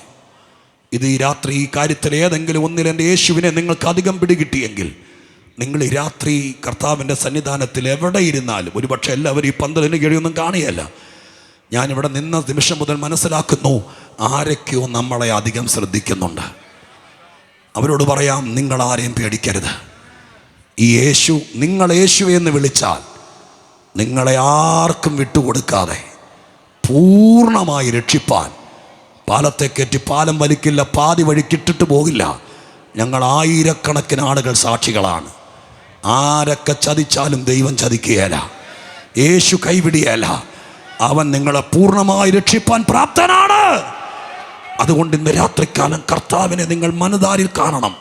ആ കർത്താവിന് വേണ്ടി ഹൃദയം കൊടുക്കണം. ഞാനൊരു വാക്ക് പ്രാർത്ഥിച്ചിട്ട് മടങ്ങിപ്പോകാം. എത്ര പേർക്ക് ഇന്ന് രാത്രി ഇതിനകത്തോ പുറത്തോ എവിടെ ഇരുന്നാലും നിങ്ങൾ ഇതിനകത്ത് ആരും ആയിക്കോട്ടെ, ഞാൻ എല്ലാവരും ഉൾക്കൊള്ളുകയാണ്. ഒരുപക്ഷെ നിങ്ങൾ ഇവിടെ ഇതിനോട് ബന്ധപ്പെട്ട് ഈ പന്തലിടാനോ ഇവിടെ ആഹാരം കൊടുക്കാനോ ഈ മൈക്ക് സെറ്റ് വർക്ക് ചെയ്യിപ്പിക്കാനോ ഈ ഓൺലൈനോ എന്തെങ്കിലും കാര്യത്തിനൊക്കെ ഇവിടെ വന്ന ആളുകളായിരിക്കാം. നിങ്ങൾ ആരാണെങ്കിലും നിങ്ങൾ ഈ സന്ദേശത്തിൻ്റെ ഒരു അംശമെങ്കിലും കേട്ടെങ്കിൽ, ഓൺലൈനിൽ നിങ്ങൾ അവചാരിതമായിട്ട് രാത്രി ചുമ്മാ ഇരുന്ന് സ്ക്രോൾ ചെയ്തപ്പോൾ അനുഗ്രഹീതമായിരിക്കുന്ന ഈ സന്ദേശം കേൾക്കാൻ വേണ്ടി സ്തോത്രം നിങ്ങൾക്ക് ലഭിച്ചൊരു ചാൻസ് ആയിരിക്കാം. നിങ്ങൾ ആരുമാകട്ടെ, എവിടെ ഇരുന്ന് കേൾക്കുന്ന ആളായിരിക്കട്ടെ, ഞാൻ ഒറ്റ ചോദ്യം ചോദിച്ച് പ്രാർത്ഥിക്കാം. ഇന്നുള്ളതിനേക്കാൾ നിങ്ങൾക്ക് ദൈവത്തോട് കുറേയും കൂടി അടുക്കണമെന്ന് ആഗ്രഹമുണ്ടോ? ഉണ്ടെങ്കിൽ ദൈവം നിങ്ങളെ കൈവിടിയല്ല. ഇന്ന് നിങ്ങളുടെ മുമ്പിൽ തടസ്സമായി കിടക്കുന്നത് മുഴുവൻ ഞാൻ അമിത വിശ്വാസമുള്ളയാളാ. ഇന്ന് രാത്രി 24-ാം തീയതി രാത്രി എനിക്ക് ആഗ്രഹമുണ്ട്, എനിക്ക് കുറേയും കൂടി ലോകത്തിൽ നിന്ന് അകന്ന് ദൈവത്തോട് അടുക്കണം. അതിനെൻ്റെ മനസ്സ് ഞാൻ വിട്ടുതരുന്നു എന്ന് പറയാൻ തയ്യാറാണെങ്കിൽ നിങ്ങൾ 2023 കലണ്ടർ എടുത്തു മാറ്റി 24 കലണ്ടർ തൂക്കുന്നതിനേക്കാൾ മുമ്പ് ദൈവത്തോടടുത്തതിൻ്റെ ഗുണം നിങ്ങളുടെ വീട്ടിൽ അടയാളമായി കാണിക്കാൻ പ്രാപ്തനായ ദൈവമാണ് ഇന്ന് രാത്രി നമ്മൾ പ്രസംഗിച്ച ദൈവം. ഒന്ന് ഞാൻ ചോദിക്കുന്നു, എന്ത് വിഷയം ഉണ്ടെങ്കിലും ആരെയും പേടിക്കാതെ ഞാൻ കുറേയും കൂടി കർത്താവിനോട് അടുക്കാം, ദൈവത്തോടടുക്കാം. യേശു എന്നെ സഹായിക്കണമെന്ന് മനസ്സുള്ളവർ മാത്രം കരമൊന്ന് ഉയർത്തിപ്പിടിക്കുക. ഇത്രയും ദൈവമക്കളുണ്ട്, ഇത്രയും പേരുള്ള സ്ഥിതിക്ക് നമുക്കൊന്ന് എഴുന്നേറ്റ് നിൽക്കാം ദൈവസന്നിധിയിൽ. ഇത്രയും പേരുള്ള സ്ഥിതിക്ക് 1-2 പേരാണെങ്കിൽ അവരെ ഇതിൻ്റെ ഇടയിൽ എഴുന്നേൽപ്പിക്കേണ്ട, ശ്രോത്രർക്ക് ബുദ്ധിമുട്ടാക്കണ്ടെന്നാണ് വിചാരിച്ച് ഇത്രയും പേരതിന് തയ്യാറാണെങ്കിൽ, ഒരുപക്ഷെ ഞാൻ വീണ്ടും പറയുന്നു, ഇതിനകത്ത് ആഘോഷത്തോടെ ഈ സുവിശേഷ യോഗത്തിൽ പങ്കെടുക്കുന്ന നിങ്ങളിൽ ചിലരേക്കാൾ ഇതിൻ്റെ പുറത്താരൊക്കെയോ ആഗ്രഹിച്ചിട്ടുണ്ട്. നിങ്ങളുടെ വീടുകളിൽ, നിങ്ങളുടെ തിണ്ണയിൽ, നിങ്ങളുടെ മുറ്റത്തൊരു കസേരയിട്ടിരുന്ന് നിങ്ങളുടെ ടെറസിൻ്റെ മുകളിലിരുന്നായിരിക്കും നിങ്ങളിത് കേട്ടത്. പക്ഷെ നിങ്ങൾ കേട്ട സ്ഥാനത്ത് ഒരു നിമിഷം എഴുന്നേറ്റ് നിൽക്കുക. നിങ്ങൾ ആരുമാകട്ടെ, നിങ്ങളുടെ പേരെന്തു ആകട്ടെ, നിങ്ങൾ എഴുന്നേറ്റ് നിൽക്കുമ്പോൾ ഞാനൊരു വാക്ക് പ്രാർത്ഥിക്കാം. വേറൊന്നുമല്ല, എൻ്റെ കർത്താവെ, നിങ്ങൾ ദൈവത്തോട് അടുക്കാൻ തീരുമാനിച്ചു എന്നുള്ള തീരുമാനത്തിൻ്റെ വെളിച്ചത്തിൽ ഞാനിപ്പോൾ പറഞ്ഞതുപോലെ നിങ്ങളുടെ വീട്ടിൽ ഒരിക്കലും നടക്കില്ല, നിങ്ങളുടെ ആയുസ്സിൽ സാധിക്കില്ല എന്ന് പറഞ്ഞു വെച്ചിരിക്കുന്ന ചില രേഖകൾ ഇന്ന് രാത്രി യേശു മായ്ച്ചു കളയും. കയ്യെഴുത്തുകൾ മായ്ക്കുന്നവനാണവൻ. നിങ്ങൾക്ക് വിരോധമായ രേഖകൾ തിരുത്തുന്നവനാണവൻ. എവിടെയോ നടക്കുന്ന ഗൂഢാലോചനകളെ ക്യാൻസൽ ചെയ്യുന്നവനാണവൻ. ആ ദൈവത്തിൻ്റെ കയ്യിലേക്ക് നിങ്ങൾ ഏൽപ്പിച്ചു കൊടുത്തോ, പേടിക്കണ്ട, കർത്താവ് ചെയ്യും.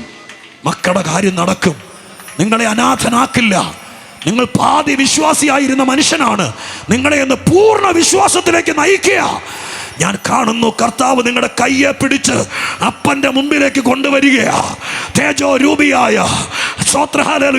തേജർഗോളമായ 10,000 സൂര്യന്മാർ ഒരുമിച്ച് ഉദിച്ചു നിൽക്കുന്ന, വെണ്മയും ചുവപ്പുമുള്ള കോടാനുകോടി ദൂതന്മാർ ആരാധിക്കുന്ന സ്വർഗത്തെക്കാൾ ഉന്നതനായ സ്വർഗീയ സദസ്സിലേക്ക് ഈ ഗ്രാമത്തിൽ ജനിച്ച നിങ്ങളെ യേശു കൂട്ടിക്കൊണ്ടുപോകുന്ന കാഴ്ച ആത്മാവിൽ കണ്ടാട്ടെ. എന്നിട്ട് ആത്മാവിൽ പറ, കർത്താവേ, ഞാൻ നിന്റെ അടുക്കലേക്ക് വരികയാണ്. എന്നെ ഇനി ആർക്കും വിട്ടുകൊടുക്കരുത്, എന്നെ ഇനി ആർക്കും വിട്ടുകൊടുക്കരുത്.